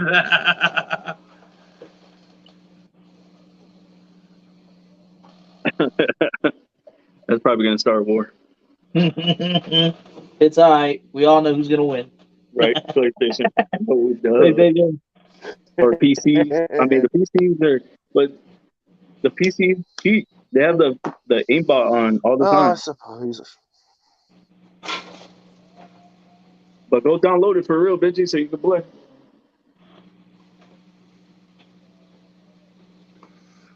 I don't know if I can download it. I mean, Bro, but it's an I'm not gonna Xbox lie. 360 with Xbox Live. Oh, this one's I suppose I should get an can Xbox still- One. You can still download it. Try it. Just try. On a Xbox 360, do you reckon? Yeah, that shit works still. Yo, look at this one. The Xbox pattern on One. this one is super. Ooh, you about to. Let me He's about to see. jump on you. He's about to.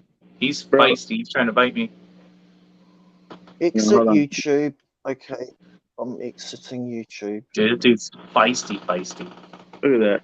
Look at those tongue flicks. I don't know if you guys can see that. Oh Rattling? shit! There's a problem with the gamer tag. Restart your Xbox and sign in again. Make a new This one. one's grumpy. Oh no, I'm just Ooh, starting shit. again. This dude's nuts. What? He's trying to bite me in the leg as he was going down. Yeah, I saw that. What are you gonna do if it actually nails you? Nothing. Mincy said who got on Jay's live. I did I did not. I did. for about an hour or two, but my battery went flat, and then I fell asleep. Yeah, Mentelli. Yeah, he had heaps of people on there. Yeah, he had a ton of people on. He had. There you go. So Hutch, there's no point in uploading it or downloading it on my 360. There wouldn't be any point. Yeah, I haven't been live since I did my interview with Tyler. Dude, that was like last year. That was like last week. But I gotta start lining up more interviews and start hitting people up and line everything up and start actually committing to a time instead of just bouncing around. Games. Bro, I like the way Search games. Chris and Justin do like their intro and has all like the people that support them on their YouTube, like the logos going through the their intro? Yeah. Yeah. I'm thinking about I doing like that too. Like the people that are always here and support my show, and I want to do that. And then have Brody, like at the end of it, say, "Don't forget to like, subscribe, and share." You know.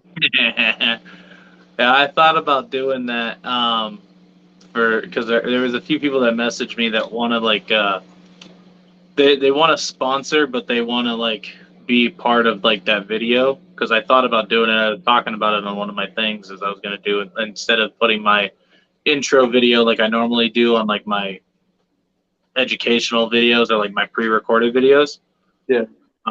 Those ones I put in my intro video with where my logo comes to life, and I was gonna do that, but I stopped using that for lives and just started just doing the countdown and then jumping into it, doing our shout outs to our sponsors. But I think I'm going to start doing that. So if people wanted to be a part of that video, kind of set up something like that. Bro, that's dope though. Hutch, do you want to just ask Google if you can, like, play Fortnite on a 360 still? Yeah, you can still play 360. You can play it on Xbox One. I've just typed it in and it's not coming up. It's Fort, F-O-R-T, N-I-T-E. Yeah, no, I've done that, but it's not letting me select it. Oh, wait on, there we go. Now it's searching Fortnite. Didn't find anything. Bro, I put this up for the art. The Steve Irwin doll. Oh, it's dope. It's using the Internet Explorer and it didn't find Fortnite. That's weird. You know what? I was supposed to get one from the homie Joe from SoCal Exotics, and I never got one. That's weird. Oh, yeah, the one that he put up? Yeah. But he's supposed to be taking some of these sulcatas here next week, and then he just got in an accident last week, and that's when he was supposed to take them. So I told him to rest up and figure everything out. I know after an accident, you know, there's always a lot of what's next, you know. So I told him to let me know when they're all feeling better and whenever they're ready for these babies, and I'll shoot them over. There. Yeah. Why? Holy shit! I think I might have just. It says there. It says Fortnite Chapter 2, Season 3. Download. Okay.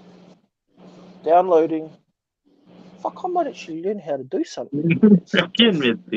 Oh, what? It says can't connect to the website. The website is down. Duh. It's season 4, but season 4. He said season 3. It says there Fortnite Chapter 2, Season 3. Battle Pass.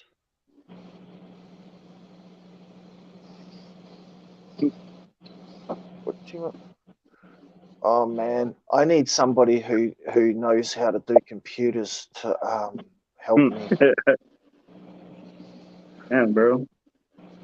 Can't connect to the website. Oh, I gotta when I get the chance for winter comes, I want to get all of we made new merch for Lucian. I don't know if you guys saw it.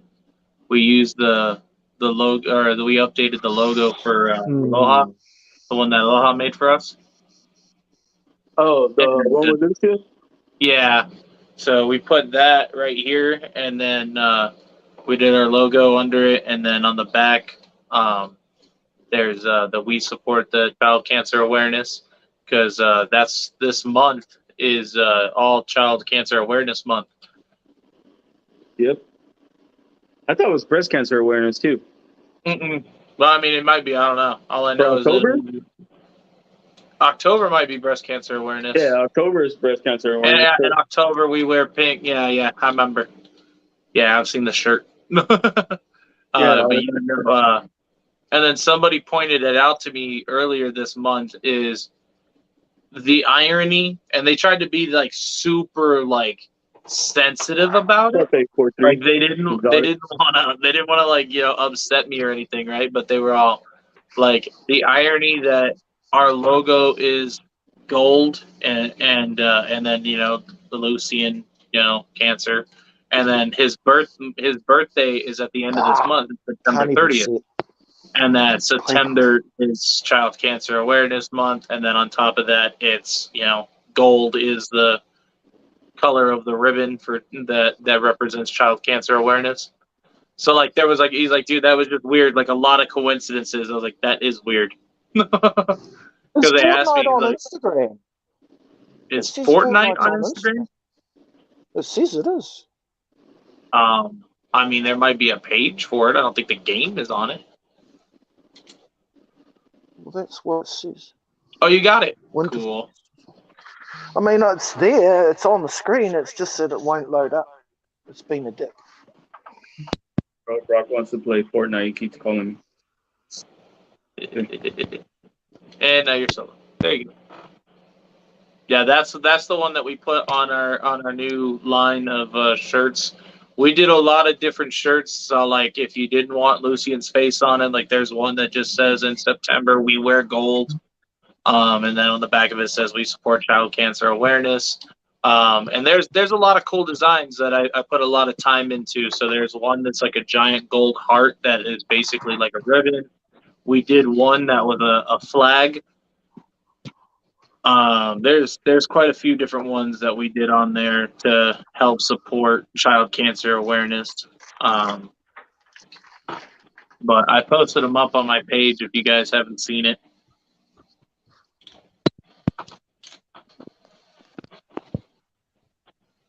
I don't know what just happened to my audio. I'm going to check the famous litter box. The litter box. Oh, but... I'm looking for stickers specifically. There we go.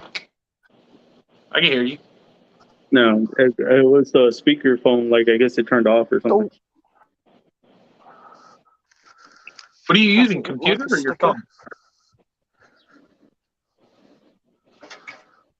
For me, I'm not eating nothing. No, what are you I'm using my What are you talking about? Computer or phone?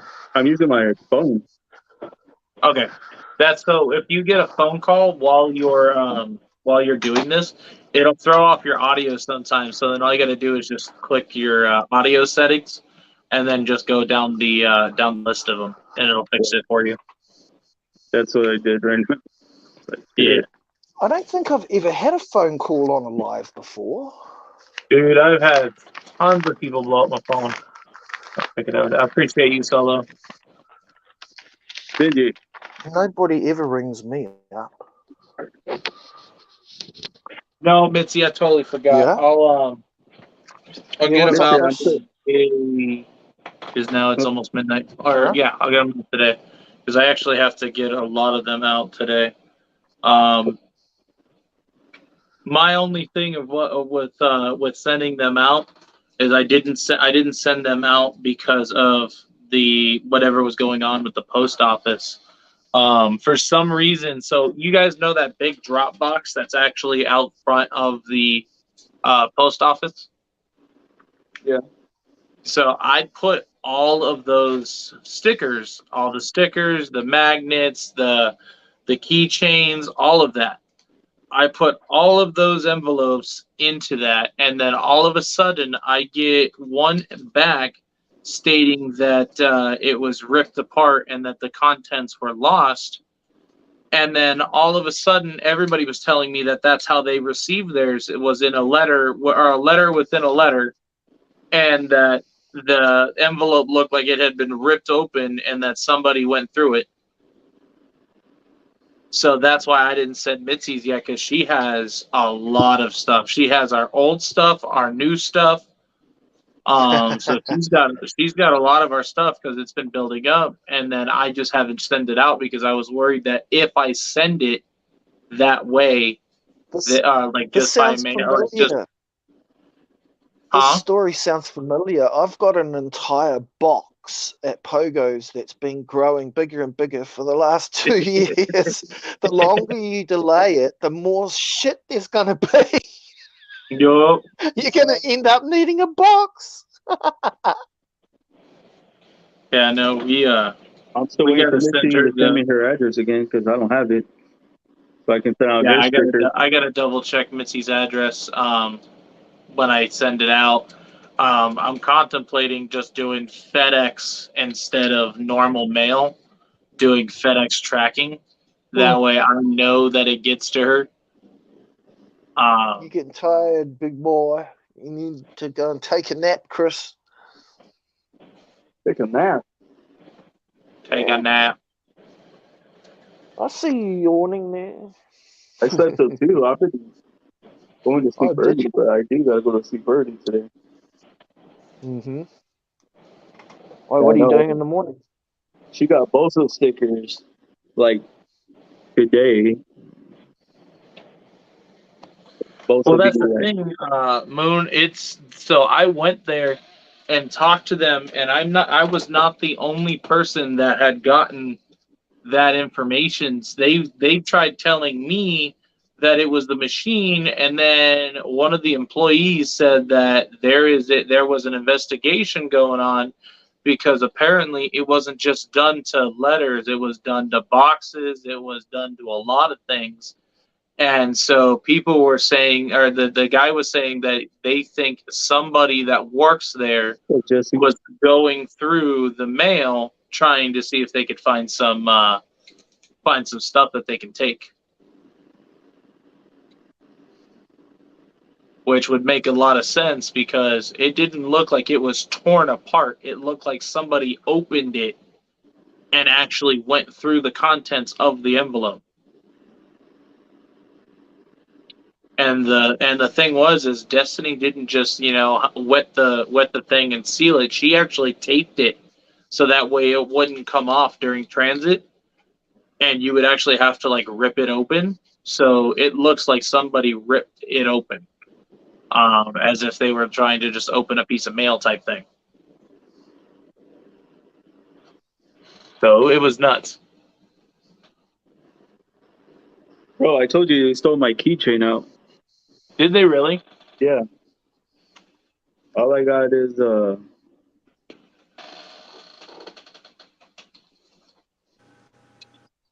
what's going on, Ron? What's going on, man? What's up? What's up? What do you work with, brother? Ball pythons. Anything cool? Yeah, I just got home. Yo, I'm trying to get logged in. What you work with? I've got ball pythons. I'm working with clown pied. Yeah,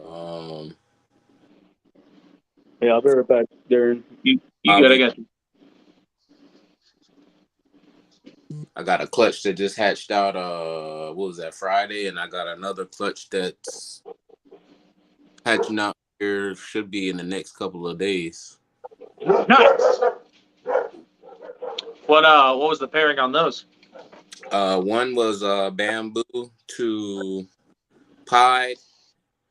I got 3 bamboos, and it looks like either 3 pastels or 2 pastels and 2 normals.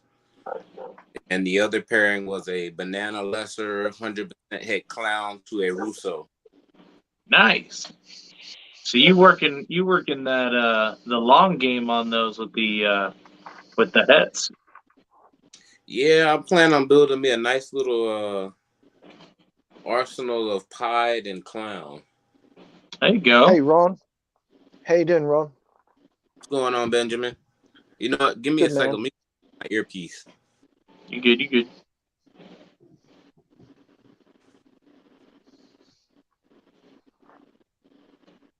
Oh, we lost Flexin.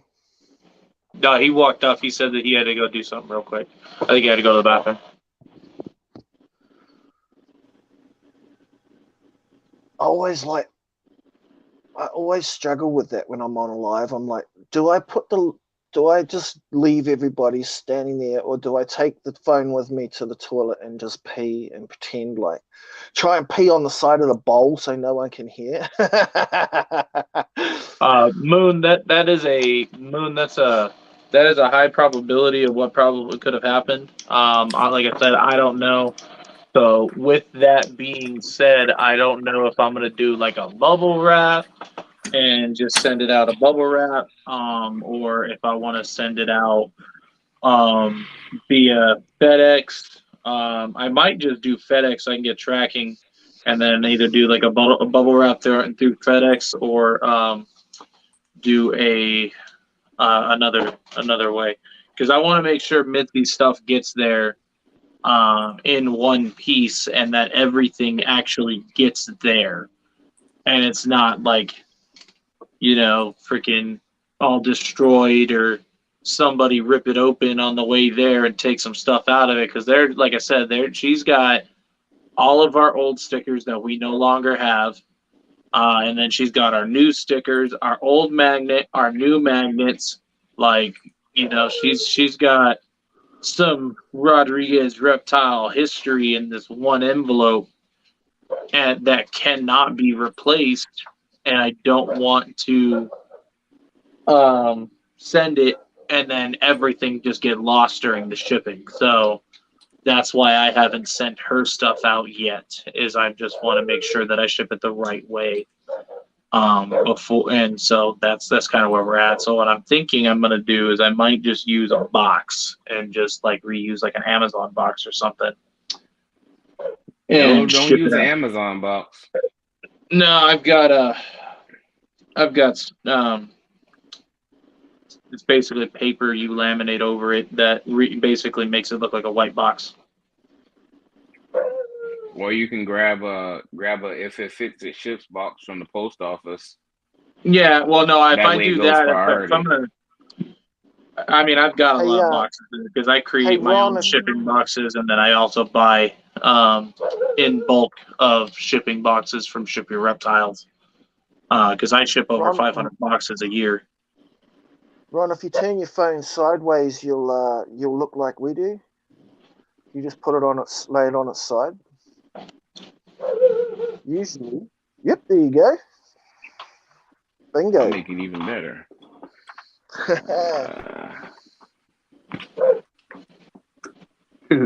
Mitch is like, I like Weenie Dog. It just gives us a full picture of it, you know? I don't know, like, when I send out stickers too, since my sticker packs are so thick, they send them back. I have to put more stamps on them. They wouldn't fit through the slot. There's a little slot that they have to fit through at the post office.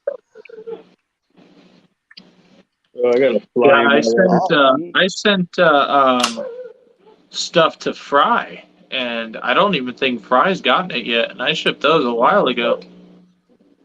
Actually, it's funny you say that, because Fry said he sent me some stamps and opals or something, and it's been 4 weeks from Australia. Yeah. It hasn't arrived. I don't know what happened. Yeah, I shipped Fry's stuff the same time that I sent out everybody else's stickers, and I'm wondering if the machine destroyed that and Fry didn't get his stuff.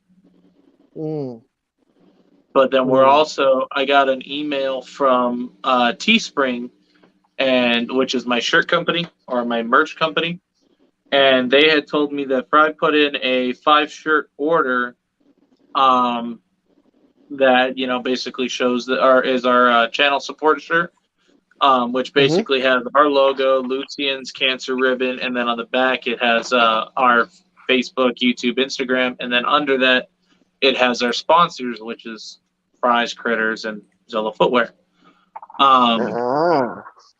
And so he bought 5 of those for him and his family. Well, so I had emailed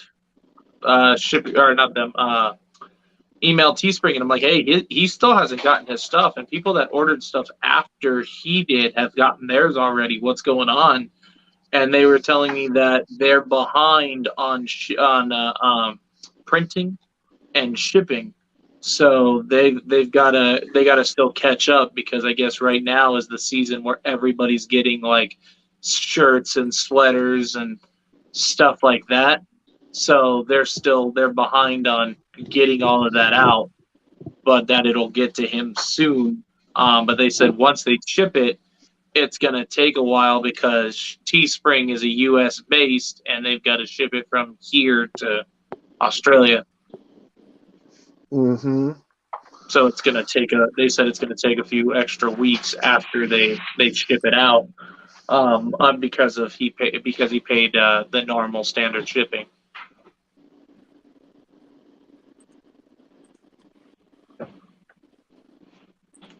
We lost Ron. What happened to No, Ron? I'm still here. I was like, what there. happened to Ron? Oh, there you are. I'm trying to log into my computer. Oh, you're good, man. You're good. We can see. You're good, man. He said, "Right, live roaches." Who? You're talking about I Rudy? just tried logging No, into my Boone Xbox, said, and I had the same problem. he said, right, live roaches on the boxes, because you missed the conversation. We were talking about the stickers, and I told Mitzi I haven't shipped hers yet because I'm worried that if I ship them, like the same thing's gonna happen to what happened to your guys' envelopes. And so I was like, I'm trying to figure out if I want to ship them in a box or ship them in a bubble wrap or what. And if I think I might just do it through FedEx instead of the post office, because in her box, dude, she has all of our old stickers, our old magnets, all that stuff, and then she has our new stuff. So like, if I ship this out and everything gets lost, I can't replace what's in there because I no longer have any of that old stuff.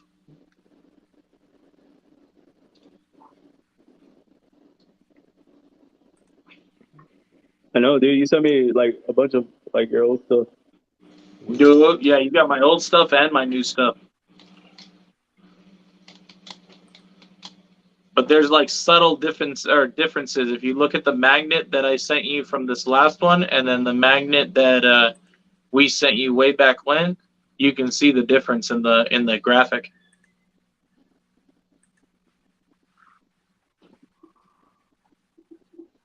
Bro, I got a lot of magnets. I almost sent Mitzi some, and I told her I got yeah, I think that's what you sent me in the little packet, because I didn't get the keychain, but I got the magnet. Yeah, you got our magnets, and then you have our old magnets. Hold on, I'm gonna get some more water. There's a bug in my foot.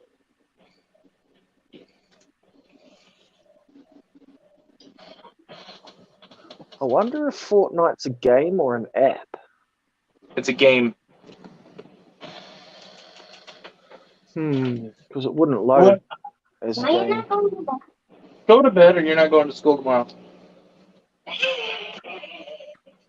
You know what's messed up is most kids, you tell them, all right, go to bed, or you're not going to school, and most kids wouldn't go to bed. But she really wants to go to school, so I can use that as a leverage to make her do what I want. His hair grew back quick, hey? That was Malia.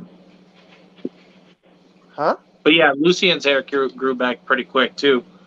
Yeah. You know, I actually, as messed up as this is,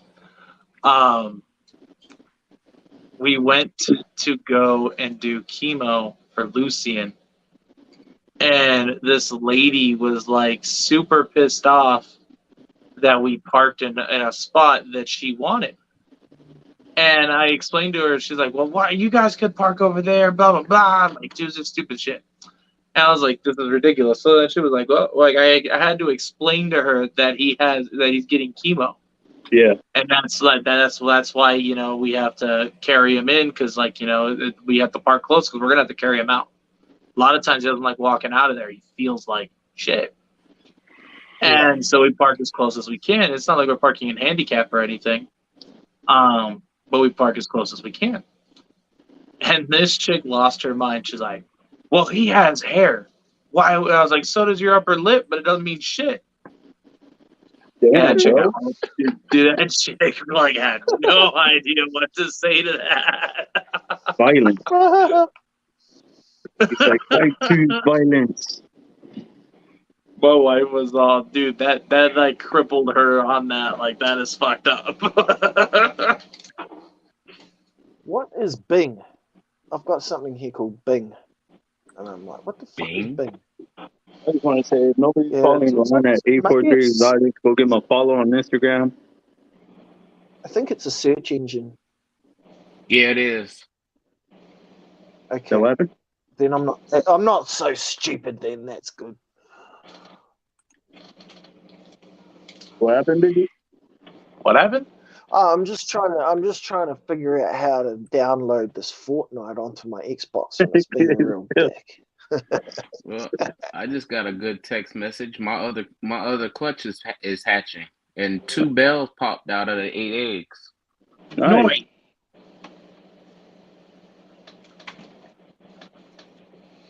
So how long have you been breeding? This is actually my first year. That's cool. How long have you been keeping? I got my first snake back in like 2005, 2006. But I really started picking up when I see my first morph, which was in 2019, which would be this guy right here. Where is he at? This is tailing. For those that have asked, what is tailing? Did you cry? What is that? Did you cry when your first snakes were born? Like, did it make you really proud, like a dad? This Like, is tailing. oh wow.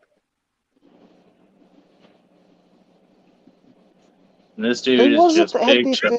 first clutch? Someone had their first clutch last week. Ronnie from RKA, and he said he RKA. almost cried. Yep, He said that it was was his like, very first ever clutch. He said it was an emotional experience. Yeah, this is my first snake right here that I bought. The That first was one not a that you normal. Oh, okay. Have you got And any there within that you've produced? Have you got any just babies that you've produced? yeah, just let me grab them. They're in the incubator. Oh, They're still okay. they're crawling out of the egg. Oh, wow. Nice. My first clutch started hatching out Friday morning when I came in here before I went to work. About 8 o'clock. Oh, I seen 2 of them had pipped. What are they? So let's see here. What's the genes on them? Right, congratulations. There you go. Okay, what are they? Right now, I'm not sure. Well, what do you number think 8, they are? Number 8 is a bamboo. The one right below it, which will be number 5. I can't tell if that's pastel or normal. Your 2 right here, well, 3 right here. These 2 on the bottom could possibly either be pastel or normal. So of course this one is also. And then your 2 outside, 5 and number 1, those are both bamboo. And everything is 100% het pied. Dang, that's gorgeous. They're gorgeous. From what I could see. Congratulations, brother. Now I've got 2 more that I think are gravid. Nice. One is a female clown, and the other one is a cinnamon lesser het clown also. Oh, those are going to be nice too.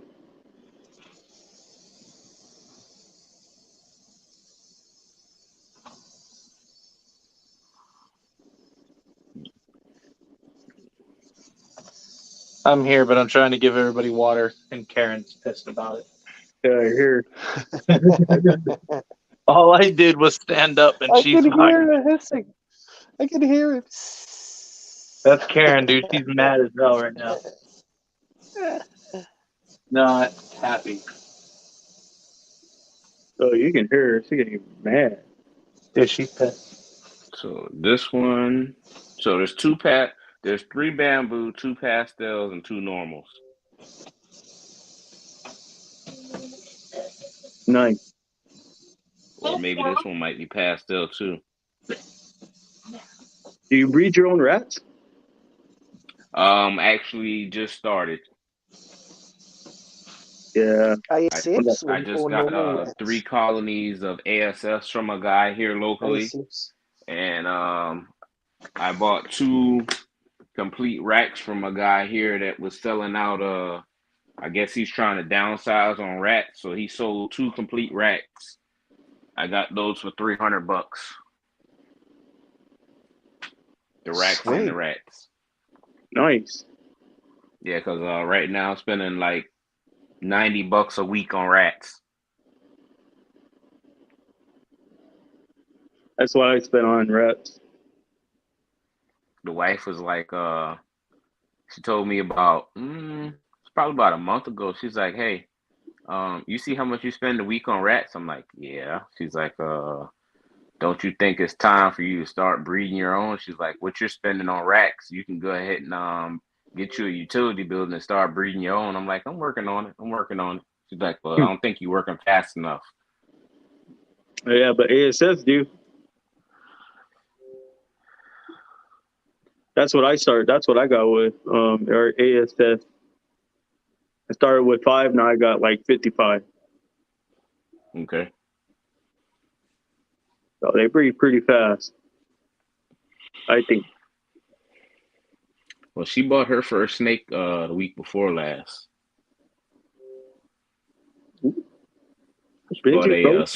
She bought a super phantom. Oh, dude, that's gorgeous. The super phantom. Nice.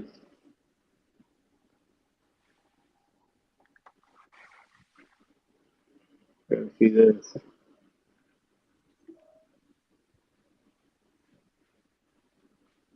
That's what it is. Xbox is just one big platform for selling you shit. There you go. Want you That's to nice. buy it.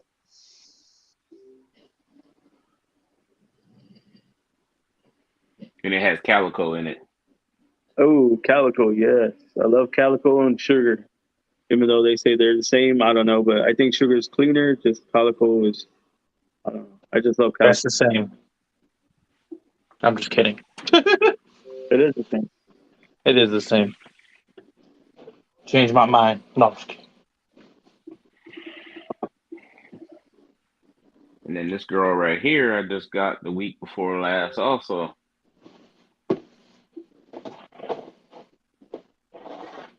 What is it? A pipe? This is sold as a lesser clown, but this is not a lesser clown. This is a banana lesser clown.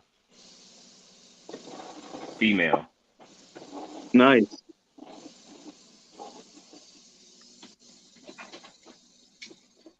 Pretty.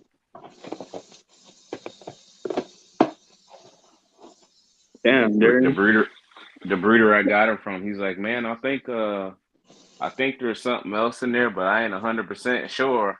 I said, oh yeah, there's something else in there. He's like, how you know? I said, because I have a lesser clown at home and it don't look nothing like that. I mean, the yellow, you can see the yellow in that thing when I got it about 2.5 weeks after it hatched. Yeah. I mean, you can definitely see the yellow on that. Yeah, this is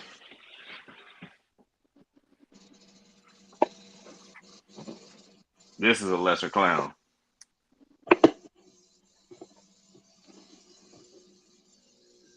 Oh, damn. That is beautiful, bro. Appreciate it.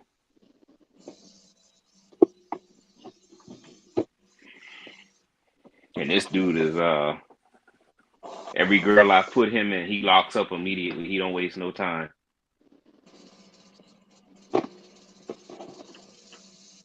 So how long you been like in the community?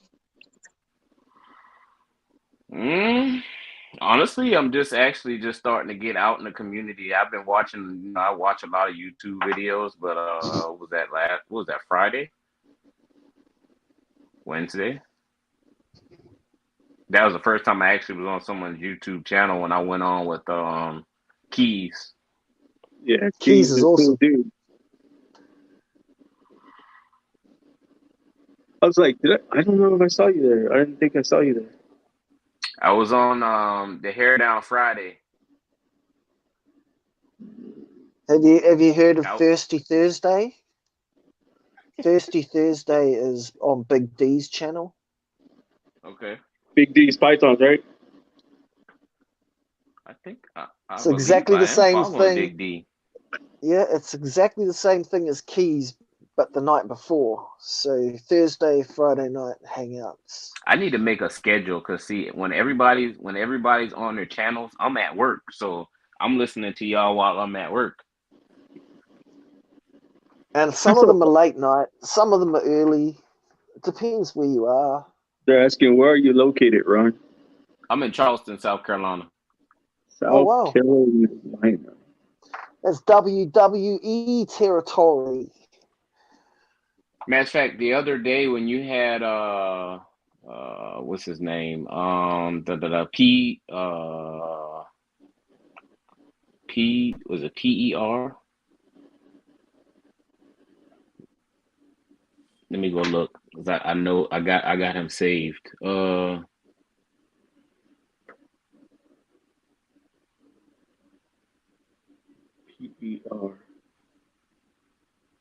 Follow stores. FTR.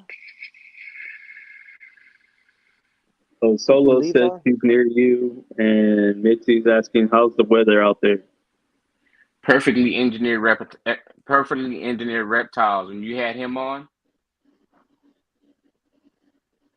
I had him on. I think was that you? I don't know that name. Unless Darren does. Never heard of him. Flexin, I can't hear you. Me either. You're muted. Oh, am I? No, I hear you. Rodriguez just said he hadn't heard of him. Yeah, I hear you. And the weather is nice down here. It's hot. Very hey, hot. Mitzi. I think he may have lost his audio. Hey, Solo. Who? Ron? Yeah. Good night, Luke. Hey, Ron, can you hear me? I can hear you. You can't hear Chris? No. Yeah, can you hear me? He can't hear you. That's weird. I hear you. I hear Flexin, and I hear somebody else talking. Yeah, I'm the one with my logos on right now instead of me. Yeah, I can hear you. Yeah. Flexin said that you thought you couldn't can probably hear me, but I'm not. That's dingy. Yeah, I was muted for a little bit because I was messing with my venomous at a clean. He's messing with Karen and she gets mad. Karen gets fucking pissy, dude. Look, you want to see her? I'll show you right now. Karen. What's your name, Karen? I don't know why he would name a snake Karen anyway. Oh yeah, I have no idea. This had no idea. Gonna learn today. I like that. That's Iron Dog just posted something on YouTube saying that the Iron Animal Show is. What do you say? It's done until further notice. It's on hold. And he says it's great for them, but don't bother his wife right now because she's a wreck. His words, not mine. Damn, bro. Can't believe that's happening. But yeah, hold on. Let me see this. Karen, why are you always angry? Did she strike at you at the enclosure? Cage. She'll strike. She's not afraid to strike. She'll hit something warm. So she ain't gonna hit my phone. She ain't gonna hit the glass. She's gonna hit me. Yeah, it still looks like she's gonna hit you, bro. Yeah, she's mad. Yeah, she looks like she wants to hit you now. She big mad. Oh, she will too. She'll take a pop at me. And then this here is one you really don't want to get bit by. So this is a. Open the cage here. This is a Mojave green, and he has two different types of venom all in one. And he is neurotoxic and hemotoxic, which basically means he's going to destroy your flesh as well as your blood. Wow. Yeah, that is one you really don't want to get bit by. And then, so there's that one. And then these are, I'll open this because I'm not afraid of these guys. These are my sidewinders. This guy is making me nervous. So this is, I'm actually in the cage right now, so don't freak out. So I had a buddy of mine, the Russo is a buddy of mine, and he brought her to me. I had her for 7 months, and she never showed no signs of taking or anything. And right after I gave him back to her, he had her for about 3 weeks, and she laid eggs. Oh shit! So he has the eggs in an incubator that I put together for him, but he never tested the incubator. He basically took the eggs and put them in the incubator. I'm like, dude, you didn't test the incubator at all? He's like, no. I'm like, wow. I'm like, dude, you gotta have to monitor the temperature really, really, really close for the whole day. Yeah, I was like, you have to let it run for a day. At least. I literally told him he could not go to work. He had to monitor that incubator to monitor the temperature in there. Yeah. And I actually took him one of my essential pushes to put in the egg box so I can monitor the temperature from work.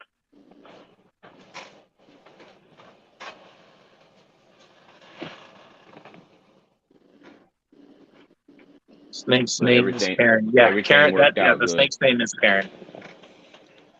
Karen. Fucking Karen. Eric's here. I already sent him the link, but he don't want to jump on. That's because he's lame. Right. He's Eric. He's always at work. Here. He might be. Maybe he's at work, or he could be tired because he was up all night with Jay. He's always give me a second. Tired. I'll be right back. Eric always making excuses. He did a lot of hours with Jay. He did a lot of hours with Jay yesterday. I know he did.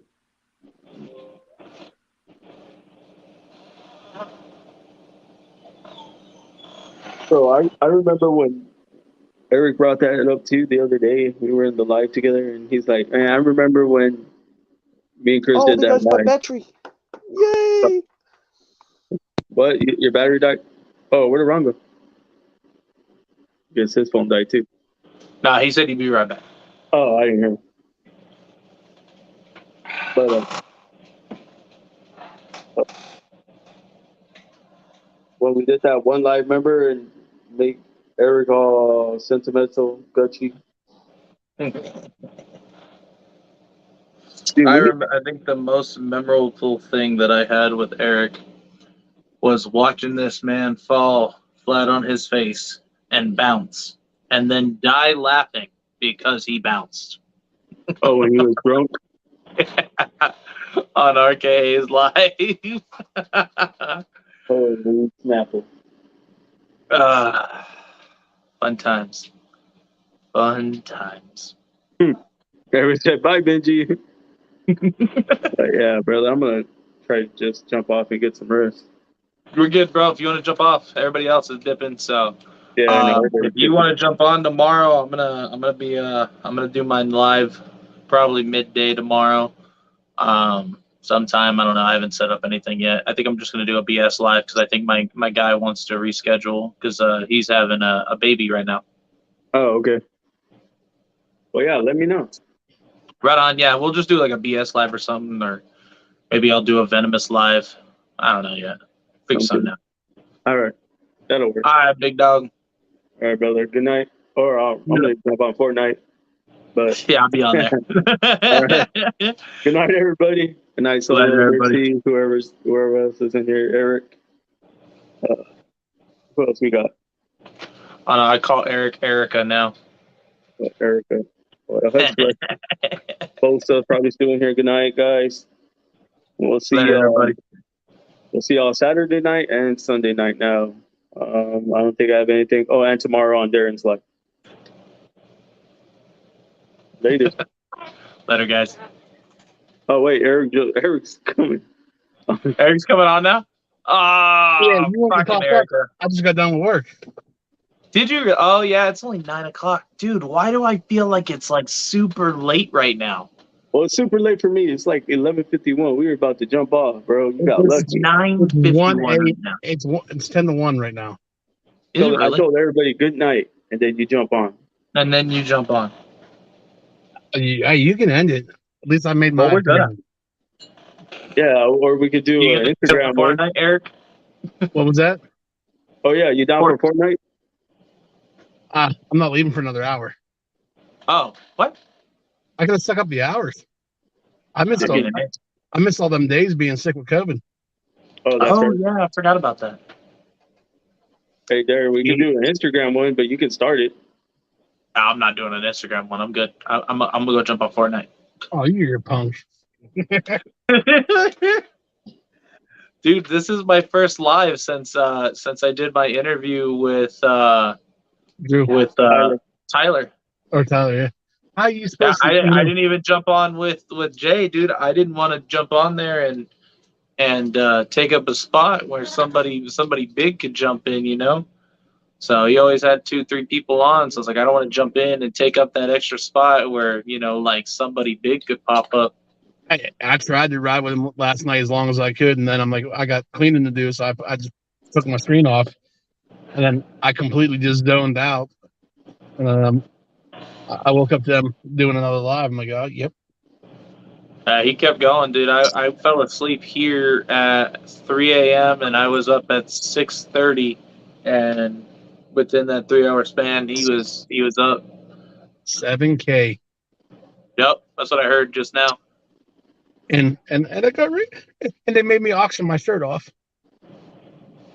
Oh, you auctioned your shirt off? Yeah. Nice. The one that you had made from Sticker Mill? Yeah. Well, no, it's wait, where'd I get that from? Hold on, no. Store Frontier. I'm gonna message Brian because if he wants one his size, I'll order one his size and still sign it and send it. I gotta autograph it too. Now I gotta go autograph it. Nice. Yeah, they added that in. Who got it? JTK. Oh, Brian got it. Yeah, That's you cool. might want to get him an extra smidget. Yeah, Brian is a medium. I can't remember what he told me, but I'm gonna message him tomorrow. I'm like, listen, I was like, if you want me to order, Brian's like a medium small dude. He is a tiny guy. Yeah, order your size. But like with Store Frontier, like when you go and you order your stuff, they put it in the printing queue or queue or whatever you want to call it, however you want to state that. And then once it's printed, like whoever put the orders are in first, you go by. They do by whoever ordered first, whatever. Yeah. Once it's printed and they ship it out, I can have it shipped to my house, sign it, and whatnot, and then send it to him. Yeah, like the original one took, I think, 3 weeks. Yeah, because it took it 3 weeks. Yeah, well, they get a lot of business on there. Store Frontier. Dude, I don't know. Then again, like right now with Teespring, dude, it's that way right now. Unless you pay for like Rush, then what does it say? I'm going to Tinley. Tinley? I'm not going to Tinley. Yeah, I'm not going either. That code would ruin my things. Listen, I'm gonna wait because come 2020, whatever next year is, Mike from 21st Century over in the UK is making a trip over here or Tinley, so I'm just gonna go and meet up then and stuff. All right, I'm back. I want to go and start. I want to start putting a fund together to travel with Lucian, so everybody can meet Lucian. And I know Lucian would love seeing everybody in person because he sees you guys on live all the time. So I want to do a big trip and go see everybody in person and let him see everybody. And I want to do I think like an expo would be great because not only would he see you guys, but he'd see a ton of animals, and that's his thing is he loves animals. So we might do something like that, like go to a big show like Tinley or Arlington. That'll work, bro. Hey, I'm going to the NRBC this Saturday, so I'll be there. Oh, are you going? Yeah. What are you buying me? I'm not buying anything. I'm just going to hang out with people. Are you going to send me an albino Aatrox? Gotta take all my stickers with me and then start handing them out. Hey, speaking of albino Aatrox, guess who might be buying a pair of scaleless tangerines? Who? Me. Tangerine Aatrox? Yeah. That'd be cool. Guess who's got a lavender albino het pie? Me. Oh, that's good. Oh. Ron does. Guess who has 20-some Burmese and won't share? And nobody cares? Darian cares. Oh, I heard you say nobody cares. I slightly care. See, if I go to get rid of a pair, it'd have to be a pair to him. Is that a female or a male, Ron? It's a male. Oh. I've got two female pies too they won't be ready till next year. I just want to make sure everything proves out, though. You know what I mean, Darian? Yeah, no, that's what I want to wait for is for them to prove out. But if then they prove out, then I'm more than willing to jump on that project because I want that. Bro, I'm gonna let it hit the 4-hour mark and then I'm gonna turn it off. I've been sitting here for 4 hours straight. Oh, Jay sat there for 20-some hours straight, like 26, 27. There for 20 hours, 24 hours. And then he stayed on live for a couple hours after that. He did. He did. I saw him get on with his daughter and everything. Yeah, I saw that. And Kayla was crying. That was nice. Kayla always cries. Yeah, Kayla's a crier. But it was nice. It was beautiful. Hey, if you go back and you watch his lives, like last night, the one that was around 3 a.m. or whatever, Max will never let me on a live whenever he's in the gym again. What did you do? I don't know. I'm just gonna say dumbbells were tossed, and I interrupted some of his presses and stuff by comments and stuff I made. He's just like, "Oh man, I guarantee he'll never let me on there again." I don't blame him at this point. What's up, Tanner? Hey, all I was doing was trying to help entertain and help keep Jay awake. And you fucked up his routine. Yeah, but it was so worth it. Hey, Tanner, I saw the logo Zen made for you. Looking pretty badass. I'm actually probably leaving here in about 32 minutes. Honestly. So Fortnite, is that what you're saying? I may attempt this Fortnite thing for a second time. I haven't played since we played. Bro, we won the first time we played. I know. Dude, this thing is buzzing in my hand. It feels so cool. I gotta get up early in the morning because I gotta go cut eggs. Oh, that's right. I forgot about that. Are you gonna do a live on that? I probably can because that's why I left out of the video because I was talking to him because he was like, "Hey man, another one just pipped, so we got 3 bells." Oh, I'm just saying, if you're gonna do a live, I can tell them to go check you out in the morning on Instagram if you're doing it there or where. I probably will do it on Instagram. Eric, look at this. And he's nervous about cutting them. He's never did any. I've already cut eggs before, so. All right. Yeah, I've cut burn eggs. That's about it. Never bred nothing else. I don't want to get out. I don't like dairy. I'm about to drive to his house. That's badass there. Dude, he's so crazy. This is definitely going to be a holdback. I'm so holding this back. Oh, he's going to try to bite me. The baby. What'd they fuck up? So come on. Hold on. Reposition. There we go. So Tanner's my cousin, guys. Everybody don't know that. That's my cousin, obviously. Tanner. What's going on, Tanner? We got the same last name, obviously. That's Camille. They moving in right the now? house. Good. But y'all need to check out Ron at 843 Exotics tomorrow. At what time, Ron? It's gonna probably be around, say, about 10:30, somewhere around there, because he lives an hour from me, so he lives all on the other side of Charleston. Why do I give a fuck? He's like, I Then don't care what the driver he's wants. going to be doing a live egg cutting tomorrow at 10:30. He was fun. Just back into our fucking dock then. And he goes, okay. And we're on the most way. I was like, damn. Oh, like somebody talking to you? Yeah. They were telling me about how the guys in there fucked up. His boyfriend. Yeah, one of my bitches. Oh my god. One of my bitches.